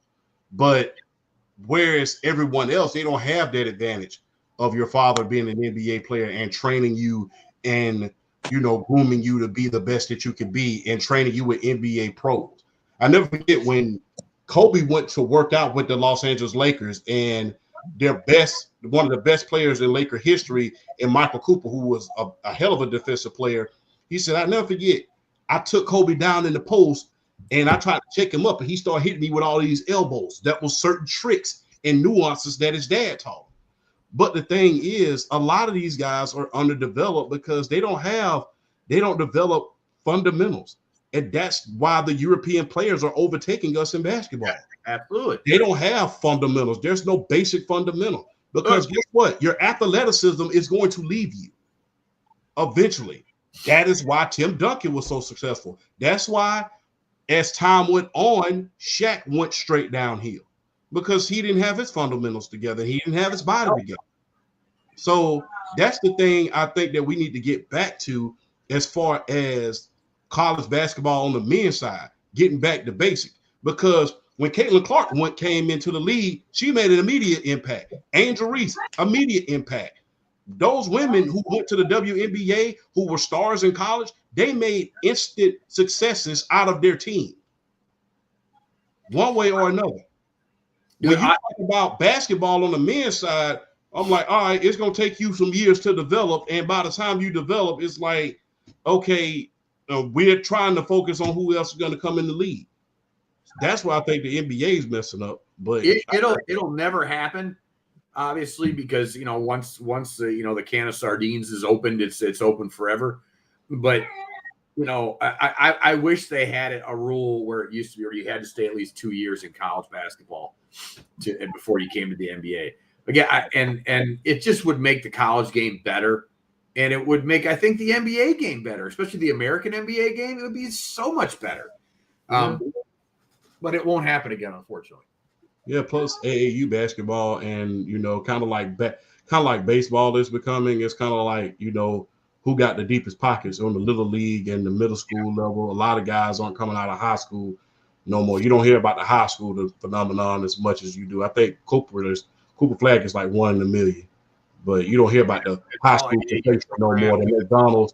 Remember if you made McDonald's Player of the Year, you was pretty much up there. Well, McDonald's All-American used to be where it was at. Yeah, but now you're just like, okay, you made McDonald's All-American. What about the AAU player? I'm like, yeah. But let's get into some NFL, man, because we still have some good football going on right about now. It is 19-7. The Cincinnati Bengals are up on the Pittsburgh Steelers. And Pittsburgh, if you lose, I will have something to say about it. Best believe, big trust. But let's move to the NFC North real quick. Who wins this game tomorrow with the Detroit Lions and the Minnesota Vikings? Real quick, so we can move on to the next segment. I got Detroit. Okay. Yeah, me too, but I don't feel good about it. Minnesota's playing really well, and Sam Darnold is on fire. Detroit is getting Alexander Zaloni back for the defense, so that is a big get. That is a big get. I know. Look, as a Packer guy and a Packer, I hate the Vikings, but I do love the Sam Darnold story. So it's real hard for me to hate on it right now, because on either of these teams, because the Lions are like that cute little brother that finally is, like, oh, you're good for you. You're finally a good team. There's two feel good stories here, and it's hard for me as just a pure football fan to really hate on this. So now, when it comes to playoff time, maybe that'll change, or it will change. But right now, I'm gonna pick the Lions, but I really like the way that Minnesota's playing right now. I'll just say this real quick. I just don't think. I think it's gonna be a shootout, but Detroit's. They have a very disrespectful offense. and I mean that just by some of the play call. They have a very disrespectful offense, and I don't mean that in a bad way. It's just some of the play calling, like that one pass play in San Francisco where he throws it to Amon-Ra St. Brown, and Amon-Ra St. Brown hits a hook and lateral to Jameson Williams, and he takes it to the house. They just have a very disrespectful. Offense, and I don't mean that in a bad way. They just know. They just know that I don't think there's really any other team in the NFC right now that can play call with them blow for blow. They just know this right now. Yes, and the thing that bothers me is I think the injury to David Montgomery is really big.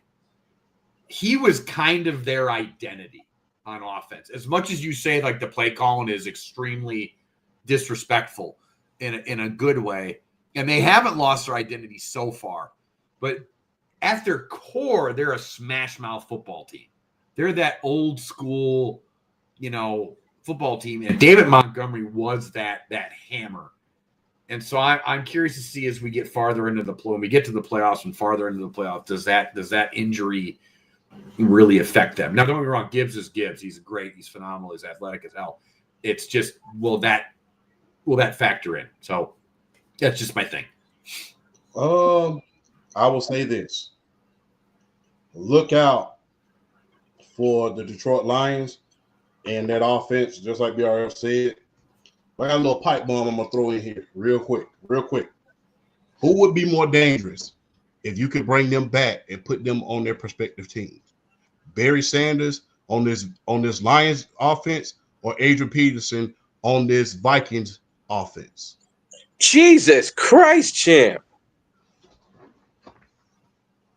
I think Adrian Peterson, because and as much as Barry Sanders would be great, he doesn't fit the style of offense and the identity of what this Detroit Lion team is. Barry Sanders would still be Barry Sanders. Don't get me wrong. Boy, the reason why I disagree with you is because Barry Sanders would basically be Jahmyr Gibbs in this offense just on steroids. He would bring the same thing that Jahmyr Gibbs brings, but I do still think. But the thing is, it's just Barry Sanders is still he's still an amazing between the tackles runner. I mean, his instincts were second to none. He great vision and all that. That I have ever seen in my lifetime alive, like me being alive. He is the best running back I've ever seen. I am not quite old enough to I don't remember watching Walter Payton. So I didn't see him play. But in my opinion, Barry Sanders is the greatest running back I have ever seen. So in that aspect, yeah. But man, you put as much as I like Aaron Jones, you put Adrian Peterson on this Minnesota team with Justin Jefferson and Taylor. Yeah. You actually got a quarterback on this damn team now? Yeah. And a defense? Yeah. So but you're right though, like it'd be interesting to see. Because if you go back and look at the Barry Sanders, the style of offense that Wayne Fonts ran. No. But Barry Sanders didn't run in the typical, almost all of his running plays were draws. Yeah. So I don't. Plus, people don't realize this. He lost 2 years at the beginning of his career because he was running out of the run and shoot offense. Yeah. People don't understand that. At the beginning of his career, Detroit Lions was a pass-happy offense, and they was running out of the run and shoot offense. So he could have very well broke that record way ahead of his time if they wouldn't have been playing in the run and shoot offense. Because remember, run and shoot, you don't have a tight end, you don't have a fullback, and you're just lining up with them basic offensive linemen all the time, just your 5-down offensive linemen. So basically what they did was they just threw the damn ball the whole game, and then in the fourth quarter just unleashed Barry Sanders in order to close the game out. Yeah, I'm curious how that would how he'd factor into this Lions offense. But I think BRS right. He'd be like Gibbs. Man,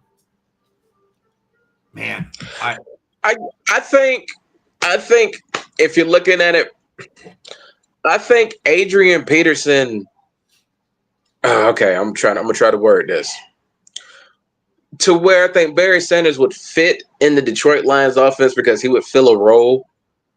I seriously think Adrian Peterson would complete the Minnesota offense. That's kind of yes. He would complete.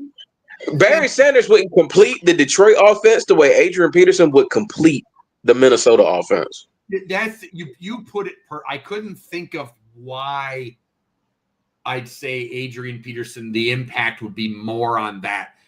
You said it perfectly. It would complete that offense. Because like, could you imagine what the play action would be like with Adrian Peterson when you have Justin Jefferson and Jordan Addison? Could you imagine what the play action would be like? You might well just mail it in. Yes. Then that was kind of the point that I was trying to get to of the impact of Adrian Peterson on that team. As good as Aaron Jones has been this year, and he's been really good. It would be just a play action. I would have, as a defensive coordinator, if I had to game plan for that, I would have nightmares. It would be literally like having Randy Moss and Barry Sanders. Basically. And what do you do? If I was a linebacker and I had to go up against that, or a safety against, like, I'd be sweating all night. All right. Another pipe bomb, real quick. Real quick pipe bomb. Not too fast, not too slow. All right. Who else will make a big? This is another impact. Who would make a better impact at the wide receiver position if you added them to the receivers they already had, Megatron and Moss? Jesus Christ, Chin. Moss. Calvin Johnson. Oh. Yeah, Calvin Johnson.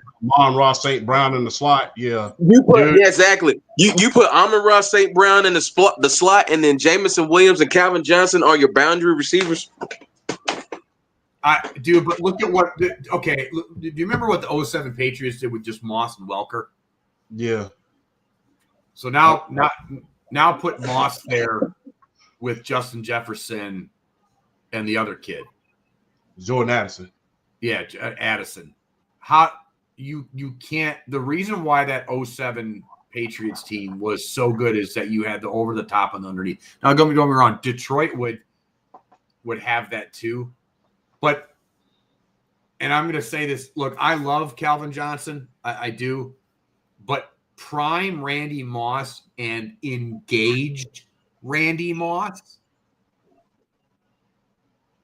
is touchdown machine. Is unstoppable. The stuff that he could do physically and on top of his football knowledge, as much as Jerry Rice is the greatest wide receiver of all time, if Randy Moss was able to have just an ounce of what Jerry Rice could do and to keep himself engaged, Moss would have broken every single record that Rice had. It's like the argument with Shaq and Jordan. Yeah. If Shaq eats right and works out and takes care of his body, he is the most dominant force that has ever stepped onto a basketball court. I put it this way, piggyback on what you said. If they don't fire Dennis Green at Minnesota, Moss is on his way to breaking Jerry Rice's record. Yeah. Because Dennis Green kept him focused. God rest his soul. Yep. Dennis Green kept Randy Moss focused. Yes, he did. And that I'll say this though. From a sheer physicality standpoint, if the closest thing to Randy Moss from a physicality standpoint, as far as just being unstoppable, is Calvin Johnson. Calvin Johnson, 6'5", 240. Calvin Johnson is 6'5", 240 pounds, running in the mid 4.3s. With his hands, his route running like his yak, just everything Calvin Johnson brought to the table The reason why like I said, the reason why I picked him is because I feel like you have him on one boundary, you have Jameson Williams on the other side, then you have Amon-Ra St. Brown. I feel like everybody is in a natural position, and then it's like, and then with all three of them, their ability to run routes. I'll give it a push. I think both receiving cores would be unstoppable. I think both receiving cores would be unstoppable. I think that's a push. I don't think you can really pick one towards the other. We also got a mild glimpse of what that's capable of. Like Randy Moss did play with Chris Carter, and Chris Carter was still one of the best wide receivers in the league at that point, really early on. Don't forget about Jake Reed. And I was going to say, and Jake Reed, now you could argue that Jake Reed was who he was because of those two, but Jake Reed for a third wide receiver in that offense was extremely good.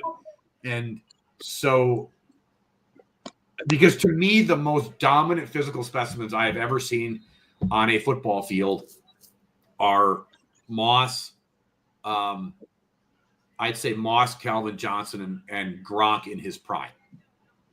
Yeah. The most unstoppable forces that I have ever seen on a football field, those are the three. That if they are there and engaged and healthy, it was basically there's nothing you could do to stop. You could triple cover them. It didn't matter. So maybe push is the right answer, but I slide with Randy Moss just a little bit more by a hair. All right. Speaking of the Minnesota Vikings, the Vikings have a problem similar to what the San Diego Chargers and Drew and company had back in 2004 when they drafted Drew Brees, when they drafted Phillip Rivers in order to replace what they thought was a done Drew Brees. They have a problem with McCarthy and Sam Darnold. Sam Darnold is arguably having the greatest season ever. And if anybody can revive a quarterback's career, it is the Minnesota Vikings at this point. Let's just keep it all the way a buck. We've seen them revive some of the best. But you got to ask yourself this. If they were to win tomorrow, get the number one seed, and even just go to the NFC Championship, if you're in this situation, what do you do? I'm going to be honest. For myself, I keep Sam Darnold. And since I don't think, look, I'm high on Shedeur Sanders, Cam Ward, and Jackson Dart. I'm high on those guys. A lot of other teams may not be. So if I'm Minnesota and I go to the NFC Championship and I see the chemistry within this team and all of it's with Sam Darnold, I don't disrupt that at this point. I don't disrupt that. I get on the phone, especially if I go further than the NFC Championship. If I go further than that, I get right on that phone, even during the Super Bowl, and say these meetings cannot go anywhere, and say, hey, here's what we can do. And I'm calling the Oakland Raiders because I know exactly who I want. You give me Max Crosby and a first round pick, I'll send you JJ McCarthy.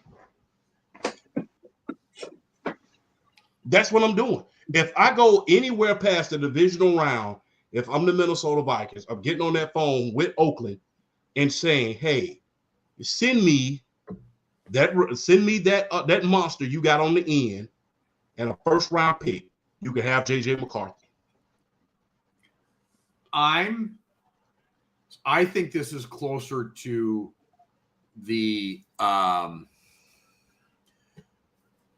this is a closer comparison to the Carson Wentz and Nick Foles conundrum. Even though we didn't see, when Carson Wentz went down, he was playing at an MVP level. I know nobody thinks of Carson Wentz as that player now just because of how bad he is.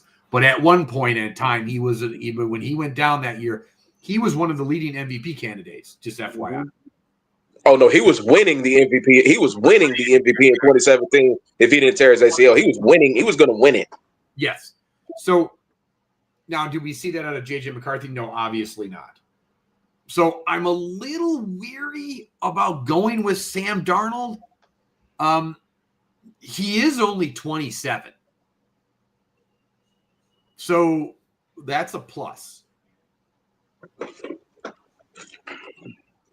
You're right, though. If they do make it to an NFC title game or win a Super Bowl, you can't. It's like what Philly had to do. You have to stick with Nick Foles. You had no choice. It's like the Brady Bledsoe thing. Brady got them to where they were. You have to stick with Brady. Like you have no choice. Whether it's the right choice or not, I don't know. But you're right. If I'm Minnesota and you get to that point, yes, the Raiders are an option. Boy, there's a lot, because I was really high on McCarthy. I wanted him to go to New England. That was I was hoping before they all the big quarterback rush in the first round. I thought JJ would maybe last into the last half of the first round or early second where New England could get him. But what about the Jets? Yeah, I'll rob them of there's nobody I can really rob them of at this point because I'm pretty much set at the skill position player at this point. Dude, if you're the Vikings, you call up the Jets. Rodgers is retiring. You call up the Jets and be like, look, give me Devontae Adams at a 2 for Jay. I got too many people at the skill position already, though. I only got one ball. You give me Sauce Gardner. Yes. Yeah, but did the Jets trade Sauce Gardner though? Hey, I mean, you want a quarterback because the thing is, if you want a quarterback, not the gate. If you want a quarterback, and besides, after this season, people kind of question Sauce Gardner a little bit, saying he didn't have as good a season as he's been having like early on in his career. So I mean, that's why I say this is why, from my perspective, I say you don't do anything with J.J. McCarthy. This is why I don't think you do anything. This is why you don't do anything with J.J. McCarthy and you let him stay in Minnesota. Ooh, this is the first good season Sam Darnold's had. How do you know if you don't give him this money, he don't? How do we not know this is not just a Cinderella wearing his slippers type of season, and you give him this money and he goes back to being old Sam Darnold? We don't know. You don't know that. You keep that insurance policy. You don't do nothing with J.J. McCarthy. If he comes back 100%, you do nothing with him. Just from the standpoint of you don't know if Sam Darnold's going to do this again. You are 100% right. And like, and now if you give him this contract and he comes back and he balls out again, then and only then do I then maybe pick up the phone and let's make a deal with some of these other franchises and see what you're willing to give up for JJ McCarthy. But at least for one more year, nah. You keep JJ. You keep JJ McCarthy. You are 100% right, sir. I thank you for being the non-knee-jerk reaction guy. I appreciate that. Yeah. I'm not doing it. So right. I'm not making any deal. Not yet. Not yet. So you're gonna be like Flash Team and just hoard all the good damn quarterbacks. I see what you're doing. Honestly, it's the smartest thing to do, because you look at Sam Darnold's career and it's just basically been like a roller coaster of bad. And then the thing is, he finally got a good situation in terms of his offense. He comes into an offense with Justin Jefferson, with Jordan Addison, with TJ Hawkinson. You've lost Dalvin Cook and Alexander Mattison, but you replace them with Aaron Jones, who's still a really, really good back. And you saw how adding him to this offense and shout out to KOC, shout out to Kevin O'Connell. I don't think he's getting credit, but he's nearly not getting the credit that he's deserved for doing what he's doing with that offense and how they're just clicking and rolling on all cylinders. Like, shout out to Kevin O'Connell. If he's not coach of the year, he's like top 2 or 3 with what he's done with the Minnesota Vikings this year. Here's the other thing that I just want to point out. So the offensive coordinator for the Minnesota Vikings is Wes Phillips. Presumably, he's going to be a head coaching candidate just because of what he's done with. Well, I mean, let's not forget too. Like JJ looked great before his injury, even though it was only preseason. So, but he looked. Everybody's like, "What the fuck?" And it was the thing that I was saying the whole time. Everybody thought I was nuts, but whatever. But look, it like now you're going to have a changing of offensive coordinator, possibly if he gets a job. So BRF's right. Could Darnold, regress? Is this, especially if they lose Brian Flores and that coordinator, much like Jalen Hurts did his first year without Shane Steichen and the other coach that just left. And they had to replace him with Kellen Moore because Brian Johnson, he couldn't hit the ground with a stick as far as offense coordinator was concerned. So, yeah. The only way that I would possibly still do the trade is if you could significantly improve the football. Improve the team. Like if it would be like, I'm not doing it for just some draft picks, but if you could again, Sauce Gardner. What about you get on that phone, you chirp that phone and call Cleveland and ask for Myles Garrett? Then yes, I do that. I would do that. I would do that in a heartbeat if they would give you if they be willing to give me Myles Garrett. I'd do that in a heartbeat. We'll give you him and a 3rd round pick. You give us Myles Garrett. I'd do that trade tomorrow. I wouldn't even ask for a 1st round pick. Just give me Myles Garrett. Yeah, exactly. But yeah, right. But I 100 agree with Flash. The only way I'm doing that trade now is if I could significantly bolster my roster, and particularly I'm only doing it if I can bring a really, really good defensive starter in. Yes, like massively good, like 5-star, like Myles Garrett level. Exactly. Yeah, Myles Garrett, Max Crosby level. That's the only way I'm doing it. Yeah, even Max Crosby, I'd be a little bit like, no. As good as he is, it would still make me question it. Like, Myles Garrett is like a generational J.J. Watt type defensive player. Max Crosby, for as good as he is not at that level. So you're 100% right about that insurance policy thing. If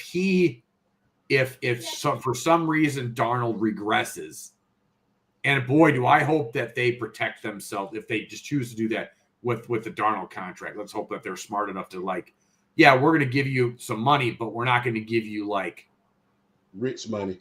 Yeah, we're not going to give you all the money. Top 25. Kind of like what Tampa did with Baker. They gave him a good contract. It was a really good contract, but they had outs. Oh boy. Mm. I'm curious. Yeah, it's going to be an interesting offseason. I especially if they do make the playoffs if they do make the NFC title game or do make the Super Bowl. Mm-hmm. And one more thing I'll say before we keep going. There's only one team I want to see go get Max Crosby. There's only one team I want to go see get Max Crosby. Atlanta. You want Kirk Cousins in the draft pick? You need a quarterback? We'll give you Max. If you're not going to draft anybody, but I seriously think Vegas is going to draft somebody. So I think that kind of throws it out. But I would love to see Atlanta just through the grace of God. I'd love to see them go get Max Crosby. No way if I'm the Raiders. Although it's the Raiders zone, they're kind of stupid. But I'm not acquiring Kirk Cousins in any way, shape, or form. But I personally think Kirk Cousins might. I think he's gonna. It wouldn't shock me if he ends up retiring anyway. To be honest with you, if he wants to play. But I think with him being in Atlanta, it's his wife's hometown. He may just say, you know what, I made all the money I need to make. My wife's home. I don't need to play no more. But we'll see. But yeah, I'm not giving up JJ McCarthy unless I can significantly improve the defensive side of the ball. Yeah.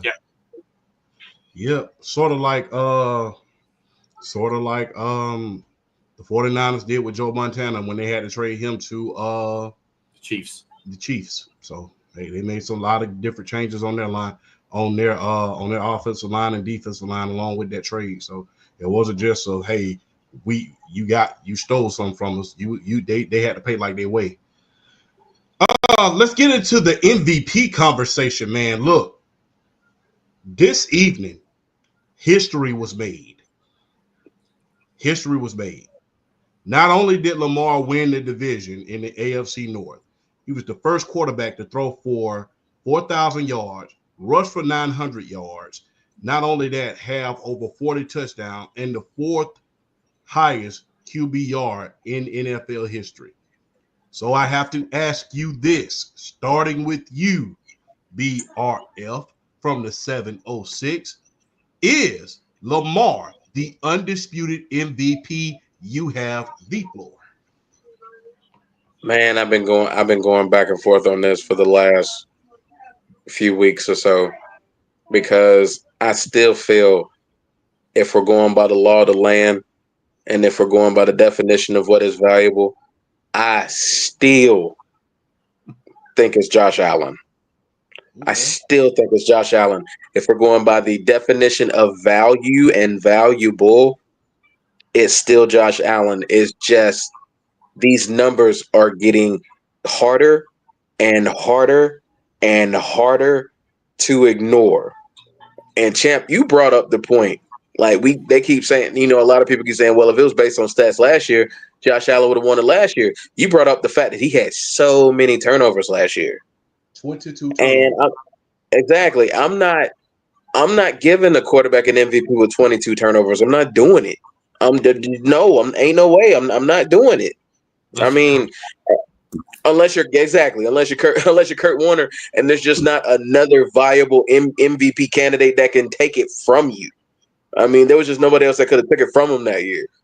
But I mean, it's just, I mean, you look at Lamar, the 4,000 yards, the 900 yards rushing, the 40 plus touchdown passes, the 4 interceptions, the 10-to-1 touchdown to interception ratio, and the passer rating only behind Aaron Rodgers. Like, just, I mean, this is like Super Saiyan full circle, full version, like full Kamehameha version of Lamar Jackson right now. I mean, you're pretty much getting the entire package right now.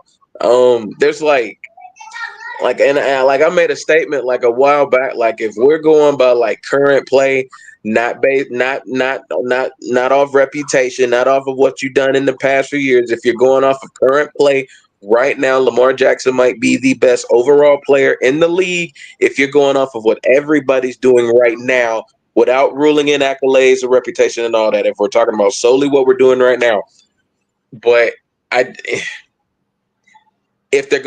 just feel like if they're going to vote, if the voters are going to have or do it the way they did it last year, it's going to be I'm thinking it's going to be Josh Allen, with everybody thinking Buffalo's going to have a down year. And then not only did they not have a down year, he's having arguably his best season as a quarterback, and particularly with the turnovers, and leading Buffalo to the number 2 seed in the AFC. When a lot of people didn't, some people were picking them. I picked them. I mean, I thought they were still going to make the playoffs. I had them finishing second behind the New York Wet the Beds. So I mean, that's neither here nor there. That damn Hendrickson's no damn joke. Trey Hendrickson's a beast.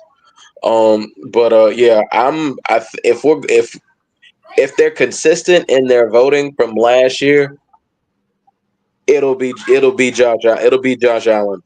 What he's done for this team, beating Kansas City the way he did, going in Detroit, beating the Lions the way he did when Detroit was the hottest team in football, and just the signature moments that Lamar Jackson had last year, you could kind of say Josh Allen had those moments this year with those two big, with basically what I feel were the 2 biggest wins of the season, putting the first loss on the Kansas City Chiefs and ending that 9-game winning streak for the Detroit Lions. So I mean, if the voting is consistent, it's Josh Allen's award. but Lamar Jackson's numbers, they're really hard to ignore. They're really hard to ignore. But I think if the voting is consistent, I'll still give it to Josh Allen if the voting stays consistent from last year. Flash.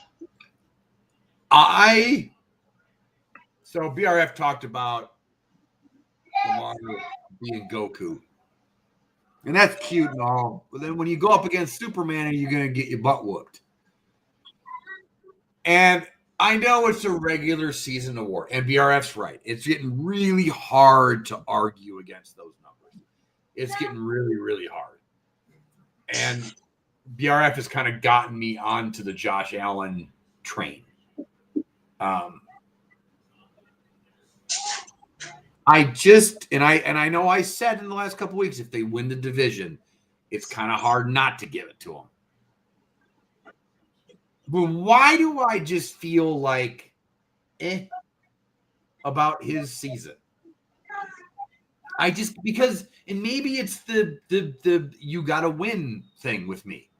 Because I'm just gonna go, well, you're gonna shit the bed when you get into the playoffs anyways. So to me, yeah.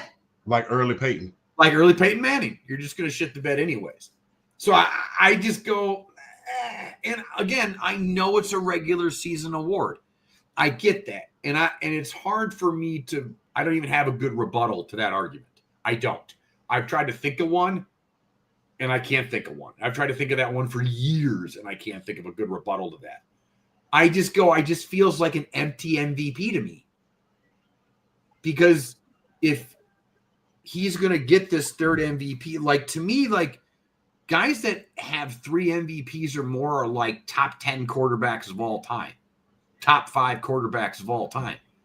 He, in my opinion, is nowhere near that. Even if he wins the Super Bowl? If he wins the Super Bowl, I think he cracks the top 15. Okay. But, I don't know. I don't know what it is with me in this thing. Like, am I wrong? It just feels like an empty... Is it like this? Is it like, I won't call it voters fatigue. It's kind of like, I'm going to give you this big ass award, but I don't want you to give it. I don't want to give it to you just so you can let me down again. So still partially voters fatigue. And not only that, it's just like you're electrifying. This is normal to you. I mean, you're the most electrifying quarterback arguably in history. I mean, the things that a lot of drop back quarterbacks could do, you are doing, and on top of that, you're running like Garrison Hurst. I mean, that's the thing. And it is just like, you're magnificent, but it's like that's what you're supposed to do at this point. It's just like it's like normal. It's like after a while, and I get what you're saying. After a while, winning MVPs was not enough for Peyton Manning. No, it's not. It's like we don't give. It's like I hate to say it like this. We don't give a if you won MVP. What about this damn playoff game you doing? And that's cute because and it's cute and all, but at the end of the day, and this is why when everybody argues like Jordan, Brady, or Jordan, LeBron, Brady, whoever, and I go, at the end of the day, what it matters to them, and it's the rings. And so it's the jewelry. So you can talk about MVPs all day long. And honestly, it's not really voter fatigue. I just kind of go, and don't worry, he is, I have never been the Lamar Jackson hater where I thought he was a running back playing quarterback. I just think he needed to develop his pocket passing skills. And he's done that. He has now gotten to the point where he is a complete package. He is like probably like who is the better combo quarterback right now, Steve Young or Lamar Jackson? Lamar right now. If like Steve Young in his prime or Lamar? 94 Steve Young. Boy, that was nasty. Yeah, that was nasty. But this season here, I think it exceeds that 94. I think that's better than that 94. Yeah, I was about to say. I'm taking as much as As much as I love Steve Young, I might take 2024 Lamar and what he's doing from the as far as the overall offensive package. Then let me see the goods apps again. I just the MVPs that Peyton kept getting were starting to rain hollow until he won in 06. And even then, I'd almost maintain he kind of crapped the bed in that Super Bowl, and the only reason he won that ring was because he was playing Rex Grossman. Mm-hmm. So, but that's besides the point. They just seemed hollow. Yeah. And I feel like, it just, let me see it. Give me the, if you took out the noise, he's the obvious MVP. If you took out the noise, I think if he even had beaten Mahomes once in the playoffs and not even reached the Super Bowl, I don't even think it's that big. Like, it's not that big. But Peyton kept losing to Brady, and it's kind of the same thing. Yeah, he's this generation's Tom Brady. Yeah, he just kept losing to Brady, and everybody's like, "Yeah, that's cute. You're winning the MVPs and you're putting up all these stats, but you ain't winning the rings. So at the end, doesn't matter." Especially this year. I don't mean to cut you off. I'm sorry, Flash. No, you're good, dude. Especially this year, where you have the total package. It's similar to Peyton's team. You have an Edgerrin James in the form of Derrick Henry. You have your version of Reggie Wayne in the form of Zay Flowers. You have a Dallas Clark in the form of Mark Andrews. And you have another tight end in the form of, and you have another tight end. So, yeah, I mean, it's basically you got a damn super team at this point, and now you're going to be held in high regard. And you talk about pressure. You talk about pressure. If you win that MVP, boy, that pressure is going to be suffocating. Yeah, it's going to be suffocating.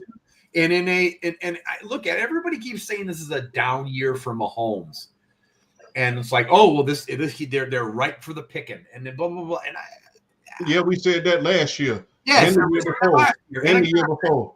The only time that you can believe somebody's down is when they ain't getting up. Yeah. So when Mike Tyson didn't get up, okay, he down. Like, my opinion, we're at the point again. This is how I felt about Brady for the most part. Honestly, the MVP every year should be Patrick Mahomes. It just is. It's just like Jordan when he was in his prime. They just gave one to Barkley and Malone because they got voter fatigue. At the end of the day, he's the best player in the league. And until Lamar beats him, again, these MVPs are going to be hollow. So do I think he's the MVP if you take out all that noise and, like I said before, and all the things we've discussed now? Sure. Yeah, he's the MVP. He's at the best. He's putting up Madden stats. But that's cute. And I don't know if anybody's ever seen Deathmatch on YouTube or Death Battle. But when Goku goes against Superman, it doesn't go too well for Goku. So, what's going to happen when he faces Superman? Yeah. That's the thing. That's my thing. Is he the MVP? Sure. But I just kind of go, let's see what happens. My only rebuttal to that is if it's hollow on one side, it's hollow on both sides. Because Josh Allen has lost to Patrick Mahomes twice in the playoffs. But he hasn't won one yet, though. I get that. But he's already taken 2 L's. Yeah, I agree. So he's at that stage now to where if he wins the MVP, and the fact that he's gotten really close to beating him in the playoffs, but he's beaten him twice. If he wins the MVP, he has to validate it. So I think you can kind of make the case from both sides. I agree, but I also feel like Lamar's played poorly in the playoffs, whereas Josh Allen's kind of gone toe to toe, and and one of the times he just kind of ran out of clock. And yeah, because people were saying, to your point.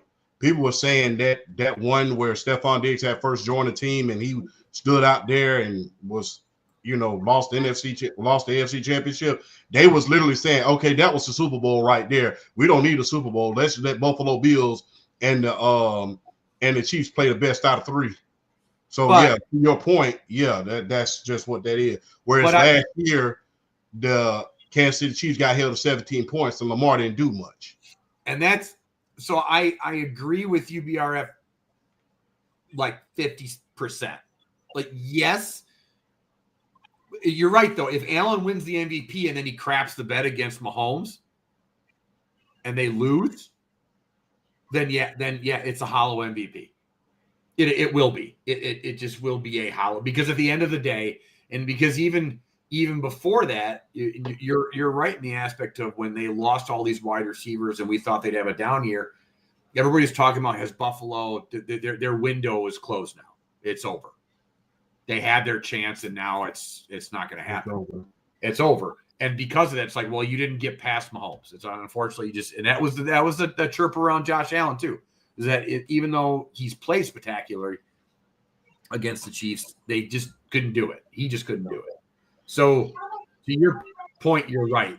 There is an argument to be made that his MVP would be hollow if he can't get past Mahomes. But I feel like if Lamar wins number 3, the pressure is going to be immense. Or hollow if he loses, if that's even a thing. If you know what I'm saying? Like, there's more.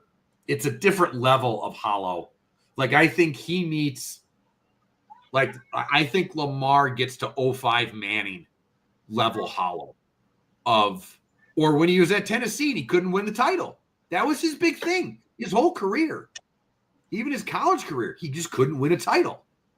Yeah. And I think it's going to be that level type of like hollowness where I think the biggest ones we've ever seen in the NFL were Steve Young and Peyton Manning, where it's like, that's cute. You can do all this stats and fun stuff, but you're going to win a ring. Yeah. There's the whole thing. I mean, there's that moment after the 94 Super Bowl on the sidelines of taking, I forgot who the player was, but, taking the monkey off of Steve Young's back to get after they beat the Chargers in the Super Bowl. Chargers. Yeah, that was Harrison Barton. Yeah, Harrison Barton. So it's like that's so that's the thing. It's like, I think it's just a bigger level of hollow because he's had so much more MVP. He's had we'd be at 3 MVPs now. But I do agree with you that yes, it would be a hollow MVP if either of these guys lose to Mahomes in the playoffs. All right. So with that being said, speaking of Super Bowls, real quick, what team or player would a Super Bowl mean the most to? I'm going to go first on this one. Buffalo. This is why it's a really interesting topic. Buffalo. It will mean the most to Buffalo because guess what? They haven't sniffed the Super Bowl since Jim Kelly, number one. You finally have a franchise quarterback. They still have that heartbreaking loss at the AFC Championship still in the back of their mind. When you saw, like I said earlier, Stephon Diggs standing watching the Kansas City Chiefs celebrate. Now, this is the best you've been since that year. You're the second seed.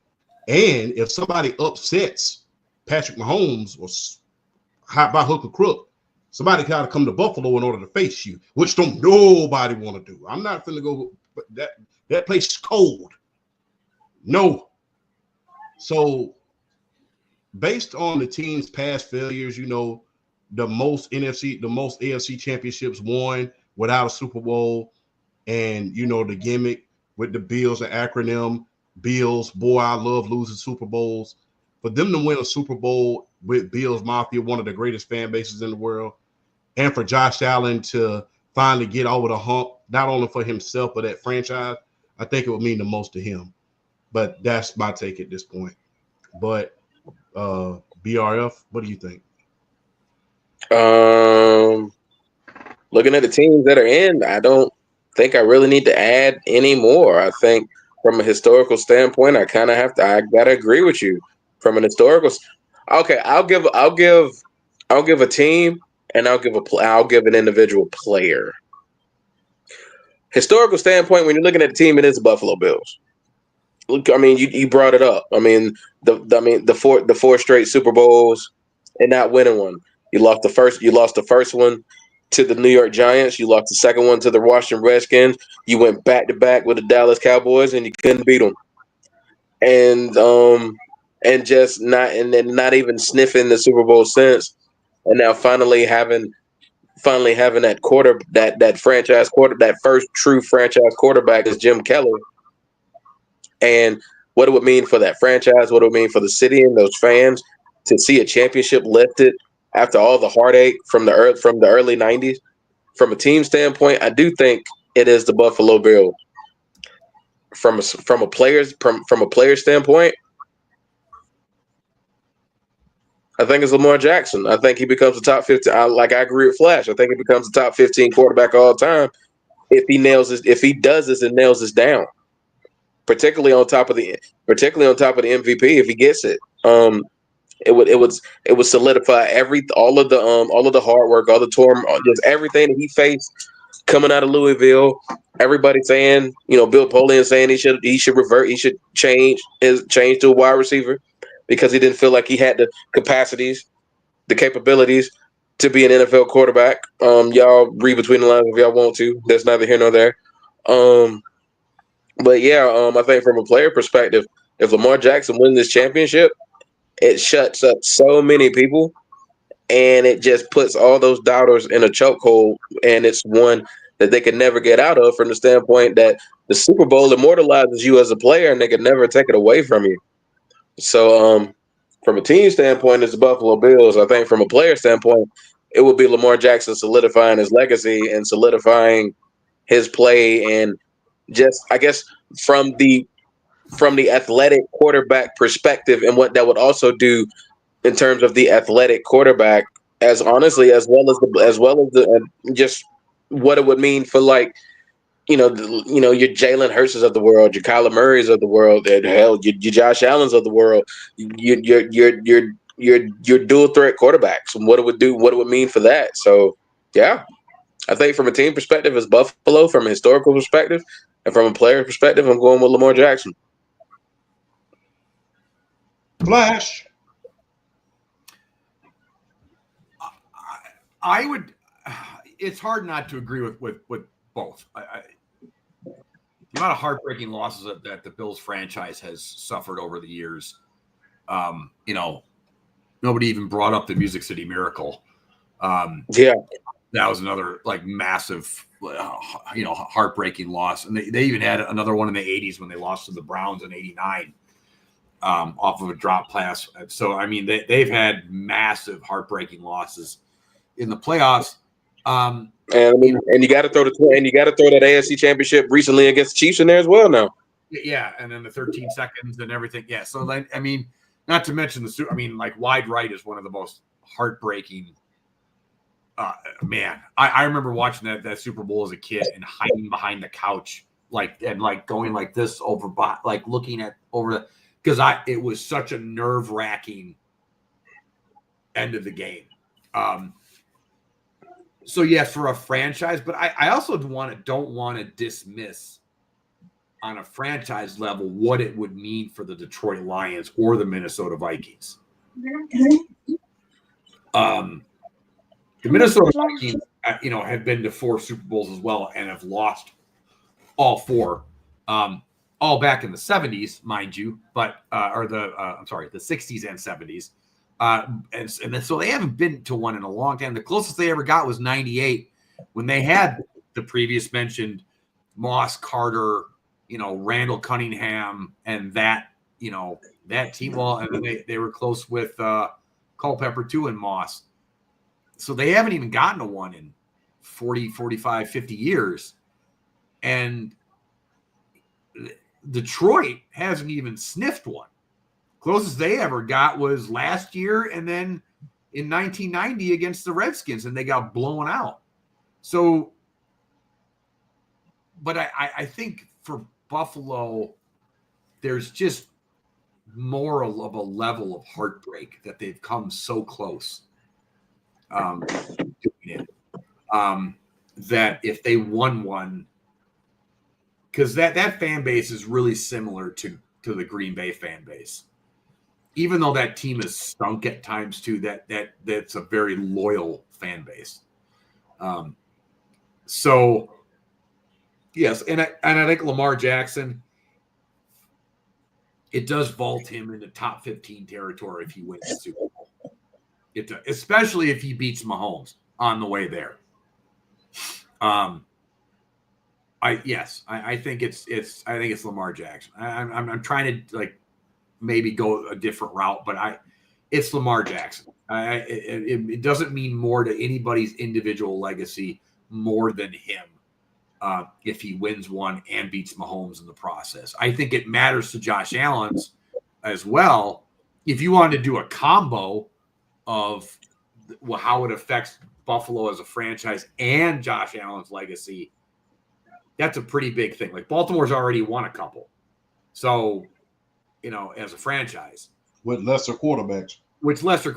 So, if you want to be able to do the combo of like the Buffalo as a franchise and Josh Allen's legacy on an individual player basis, you could say Buffalo and both in general, but Lamar's a big one. This is a especially if he plays well like he continues playing this well. Like I mentioned before, Peyton Manning didn't play well in that run up to like where they beat the Bears, and he didn't play well in that Super Bowl either. Like he wasn't even the MVP. He was the MVP, but he really shouldn't have been. It should have been Joseph Adai and the other running back that they had. But yeah, it's not the sexy pick. I think we all agree, but yeah, I think it's Buffalo as a team and Lamar Jackson as a individual player. Before we move on, speaking of the Detroit Lions, let's not forget Jared Goff redemption tour. He lost his first Super Bowl. He ended up getting traded. And let's just keep it all the way 100. He was traded to Detroit in order to lose. And look what he's doing now. So if it means more to anybody, it probably means more to say, let me get back to a Super Bowl and prove to St. Louis, prove to Los Angeles that I should be in Los Angeles right now. And so, yeah, I think that would be a perfect thing for him. Another dark horse one, I don't think that people want to acknowledge, Jordan Love. I was thinking the history of that franchise when you're handed the mantle of star quarterback in Green Bay. You got to win a Super Bowl. Bart Starr won a Super Bowl, won 2 Super Bowls. Brett Favre won a Super Bowl. Aaron Rodgers won a Super Bowl. Now you're the next Don. You're the next boss of all bosses in Green Bay if you can win a Super Bowl. So Jordan Love to prove, hey, and before we go to the next segment, how fitting would it be Aaron Rodgers having the worst year ever for Green Bay to win a Super Bowl right about now? That would be so pleasing for the Green Bay fan base, and I'm pretty sure they would send him a glass of champagne and say, thank you for wanting to be traded. But I digress. All right. Last and final segment of the Undisputed GOAT podcast. And this is where I let the wrestling expert Flash and BRF cook. What is your opinion about the first Raw on Netflix? Cook. I'll let you go first, Flash. Well, we see a lot of hype surrounding a lead up to a lot of WWE, like either pay-per-views. This is a little different. This is a regular show. This is Monday Night Raw, but they're allowing and they're billing this as almost like SummerSlam, WrestleMania level type hype. So they better not give, I should say. This is going to be we do know this is going to be the start of the Cena farewell tour. We do know that. So, and there's rumors flying out that it's going to be him versus Cody at WrestleMania. There's a lot of rumors of who's going to face who at WrestleMania right now. So I'm waiting. I'm kind of holding my collective breath. But how does that start out? There's so many theories on which way that's going to go. Is he going to face Orton at WrestleMania? Is he going to face Gunther at WrestleMania? It's pretty much well established at this point that he is going to win his 17th world title. How does that story look? Where do we start that? Everybody thought of the Solo Sikoa and Roman Reigns fight as the end of the Bloodline story. I don't think the Bloodline story is going anywhere. The Bloodline story, they have so many legs out of this Bloodline story of what they're doing with Drew McIntyre and Kevin Owens right now. Like this can go on forever. How does that look? Do they finally put Solo over in beating Reigns? How does that? Does The Rock come back and interfere in that? Does he make his presence known? So apparently he's going to be right down the road. So I mean, it's that's another thing too. The other thing too is like as much as it's not going to be a gazillion people as it was for the Jake Paul fight, Jake Paul Mike Tyson fight. Can Netflix handle streaming this? That's a big thing. That's a big factor into this. Yes. So I'm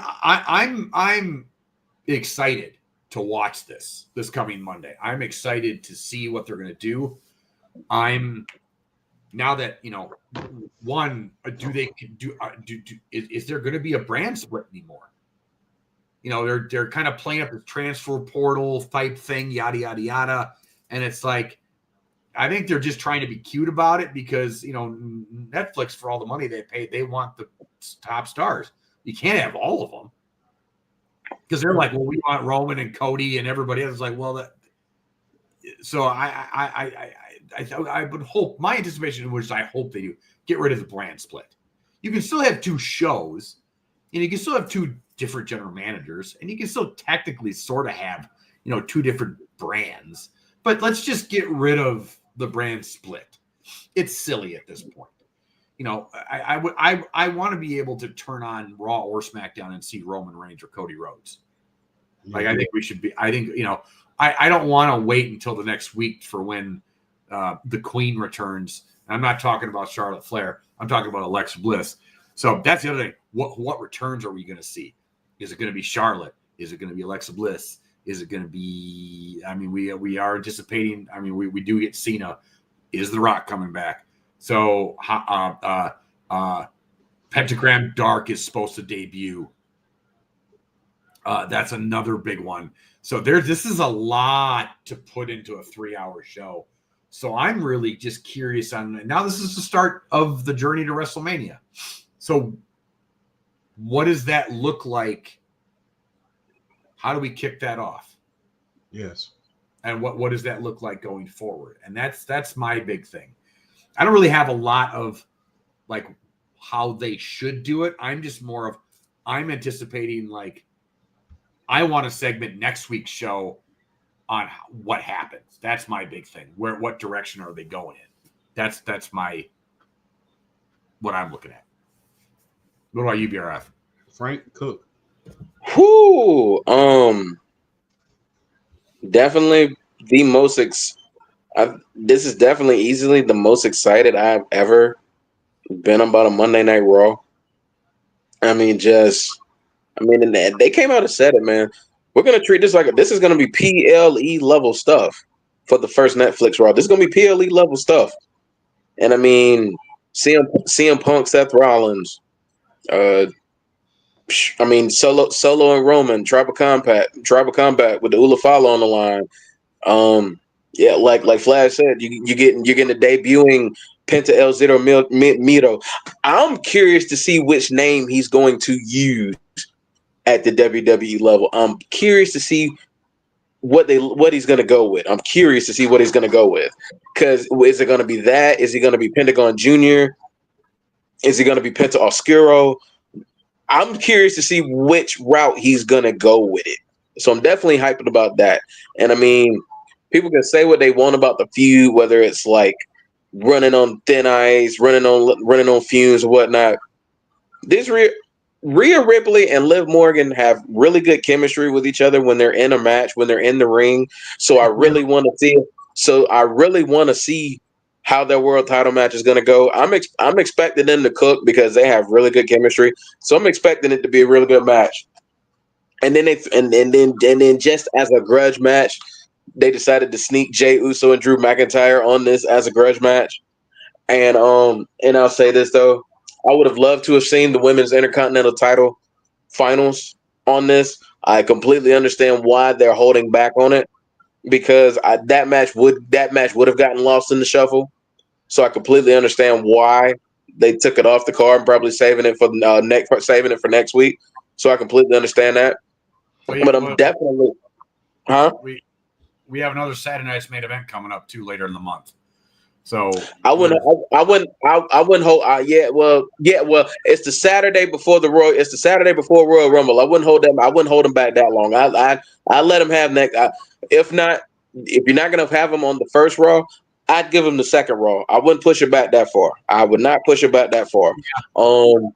Yeah. So but yeah, and I think definitely one of the angles I'm most excited for is John Cena and how they're gonna treat this retirement tour that he's about to go on. I'm definitely excited to see. Do you think they finally give the belt to Rhea? I think you have to at this point.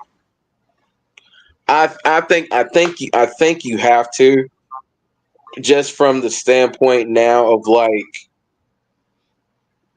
I think with WrestleMania coming up, I think there are bigger matches with WrestleMania coming up that you can do with Rhea Ripley as your champion. Don't get me wrong, Liv Morgan has done amazing work, but I think if Rhea Ripley is the Women's World Champion going into WrestleMania, I think there's more like box office options with the Rhea Ripley. Because like you said, you got Alexa Bliss coming back, you got Charlotte Flair coming back. Maybe potentially you may have Asuka coming back, I think then they're talking like Becky Lynch is about to get ready to come back. You never know; they might want to run back a rematch with them. I mean, you never know. So I think there are more big time, big box office smash type matches with Rhea Ripley as Women's World Champion. So I'm thinking they're gonna put the belt back on her and just kind of see where they go. That's what I'm thinking they're gonna do. I just hope they tear the roof off the Intuit Dome in LA because Rhea and Liv have really good chemistry. So I hope they tear the roof off. I want them to have a really good match. I think I don't know who asked the question. Sorry, I didn't get to read the real takes. To me, the match is Rhea versus Charlotte Flair, the rematch at WrestleMania. That's who I think. If you're going to put the title on Rhea, I think that's the feud that you start. The only thing that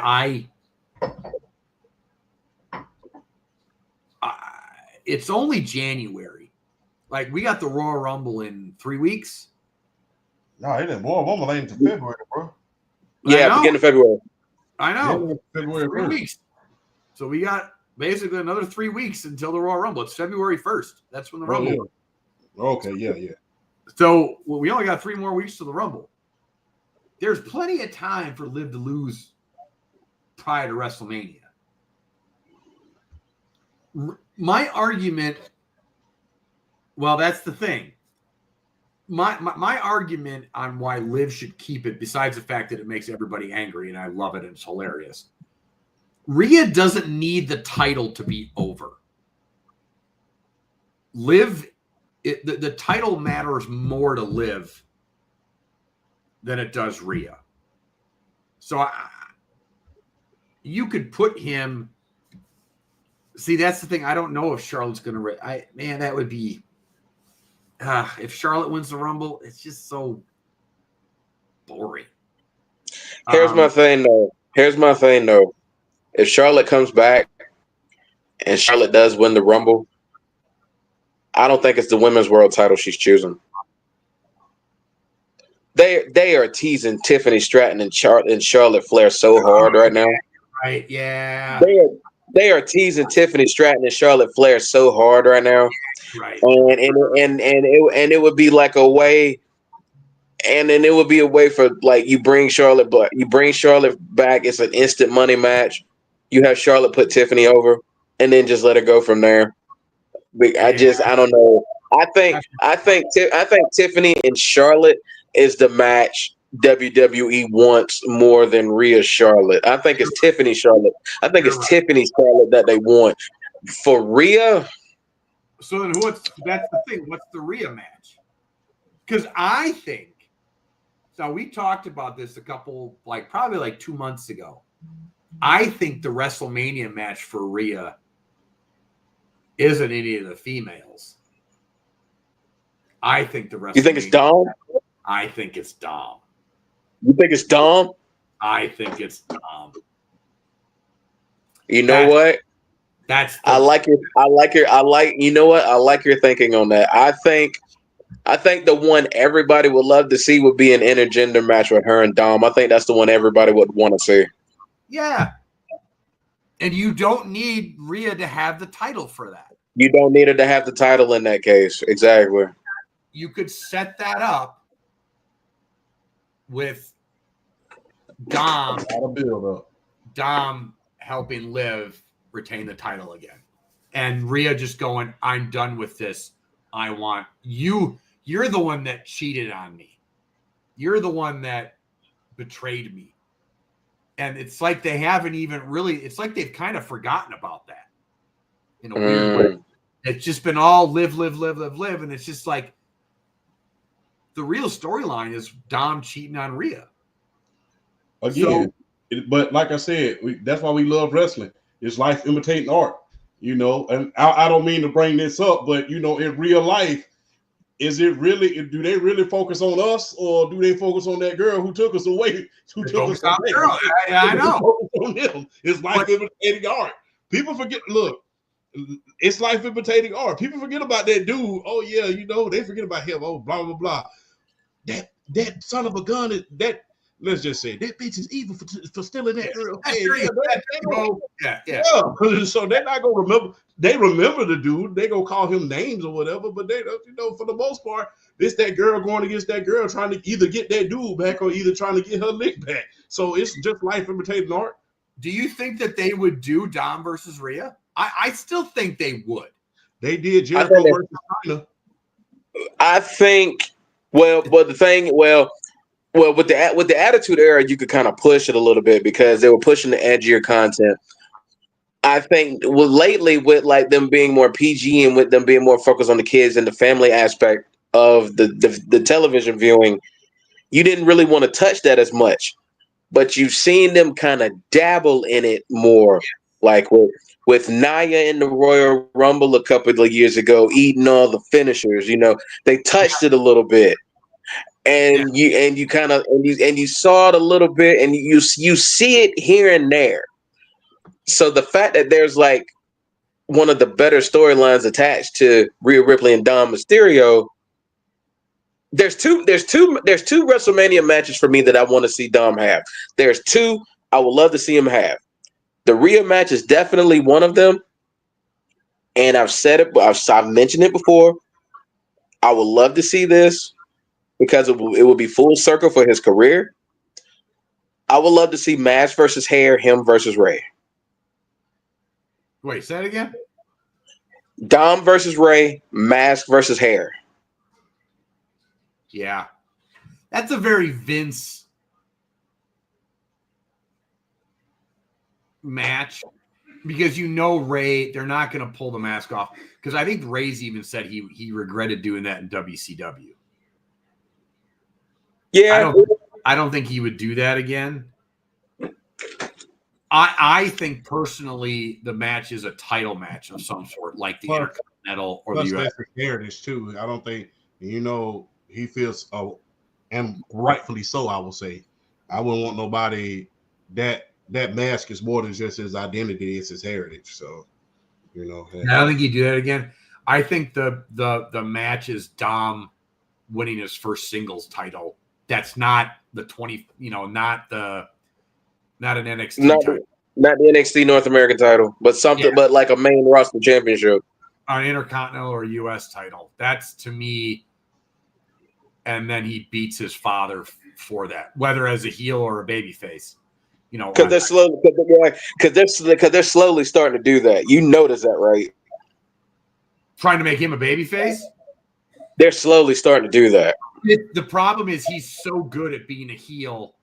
He's starting to. It's honestly the reason why I think they have to put him against. They have to put the focus back on him. Because everybody loves Dom, and everybody's starting to, and that's a problem. He's still the company's like one of the better heels.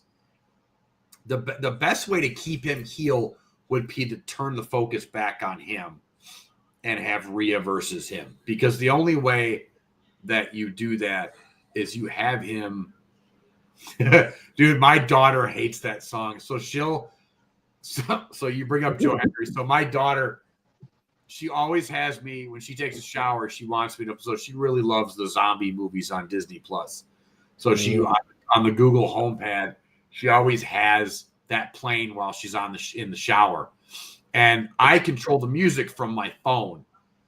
And lately, like when she's in the shower, I turn off the zombie soundtrack and I play Joe Hendry's entrance music, and she gets so angry with me. So sorry. I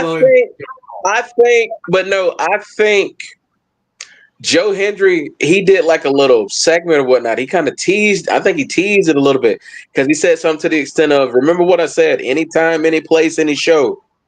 They kind of teased it a little bit. So I wouldn't be shocked if they did it. I wouldn't be shocked if they did it. I would love this is what I would love to see. I would love to see Joe Hendry get that pop. Please say it.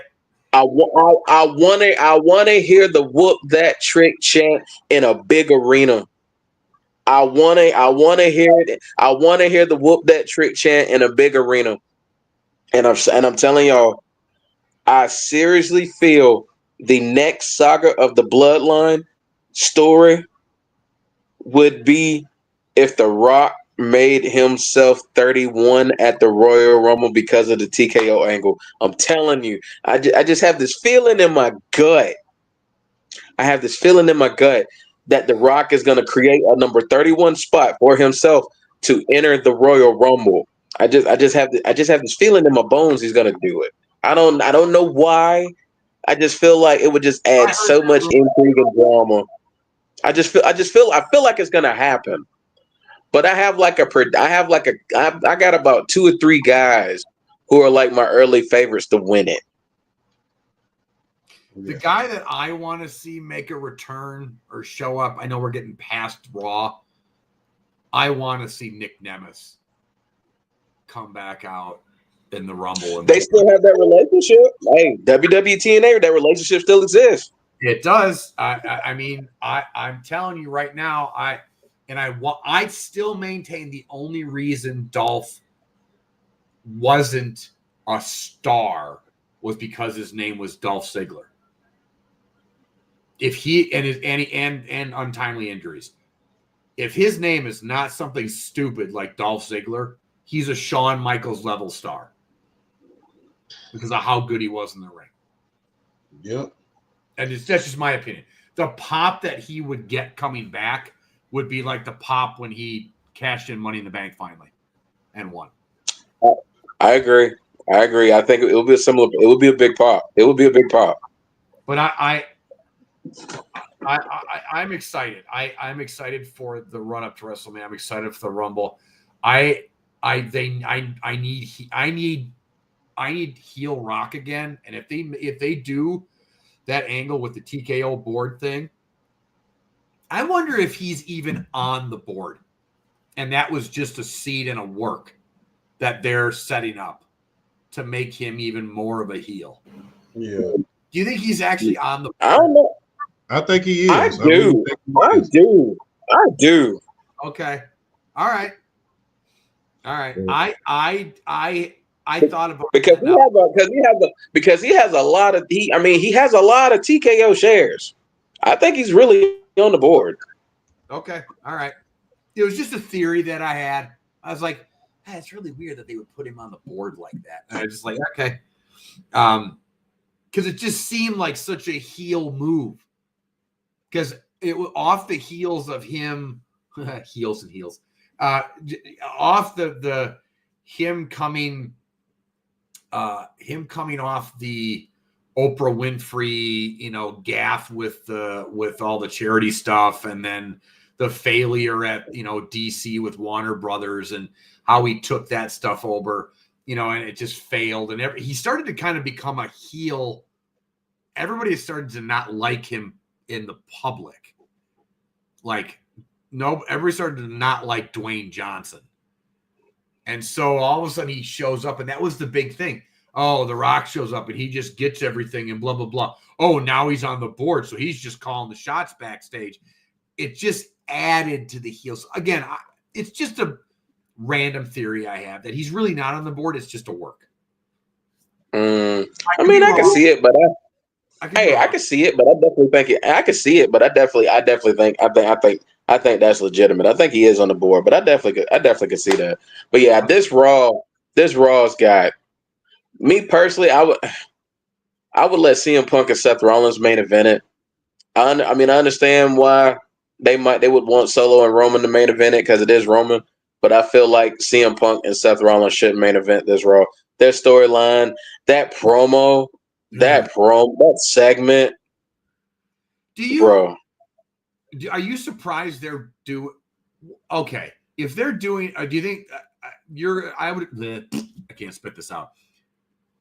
You would assume this is going to be a 3-match trilogy. Absolutely. To finish at WrestleMania. Absolutely. They go Raw. They go either Royal Rumble or Elimination Chamber. I think they go Raw, Royal Rumble, WrestleMania. That's what I think they do. What do you? Does Seth or Punk win? Seth wins first. I think Seth wins first. How? I think Drew McIntyre gets involved. Because Punk was with the. They are about to. Hey, I've seen so many TikTokers call this the crash out big three: Drew, Seth, Kevin Owens. I seriously think they are really going to bring those three guys together and have a faction and have them feud against against the OG bloodline. That's what I really think. That's what I think they're going to do. That's what I seriously think they're going to do. Because they dropped something on SmackDown that made everybody. What happened? Or what did somebody? It's the Cody Rhodes came out to do an interview. Drew McIntyre came out. Like he hugged him first, which was kind of weird. And then he talked to him. Then before he left, he said, "Watch your back." Kevin Owens came out and attacked Cody Rhodes. And then as the Usos were walking backstage, they ran into Kevin Owens. Kevin Owens said the exact same thing to Jay. Yes. I seriously think we're going to get that big three to feud with the OG bloodline. And this is where I think like everybody being sick of the bloodline. The fact that they're acknowledging. Dude, it's really messed up, Cody, that you like literally sided with Roman Reigns. Like everybody, like that. The fact that they're acknowledging that and they're actually playing the stories off of that, like that's such good storytelling. Like it's just it's not like just Cody and Roman are best friends now and everybody's okay with it. Like there's ramifications for choices. Kind of like they show they had actions have consequences. Yes. And exactly. And this is why when everybody's saying that Cody, you have all the idiots online. Oh, Cody's run is boring. Cody's run, I think, has been really good for a babyface champion, which is so difficult to pull off right now. It's picked up real steam since Kevin Owens got reinserted into the picture. Yeah, I wouldn't say it was like boring, but there was still something that there was still potential there. Like it was going to take something like this to really turn it up, but well, it's turned up since. you have to have a good heel for him to play off of. So like it's not his fault. It's not his fault.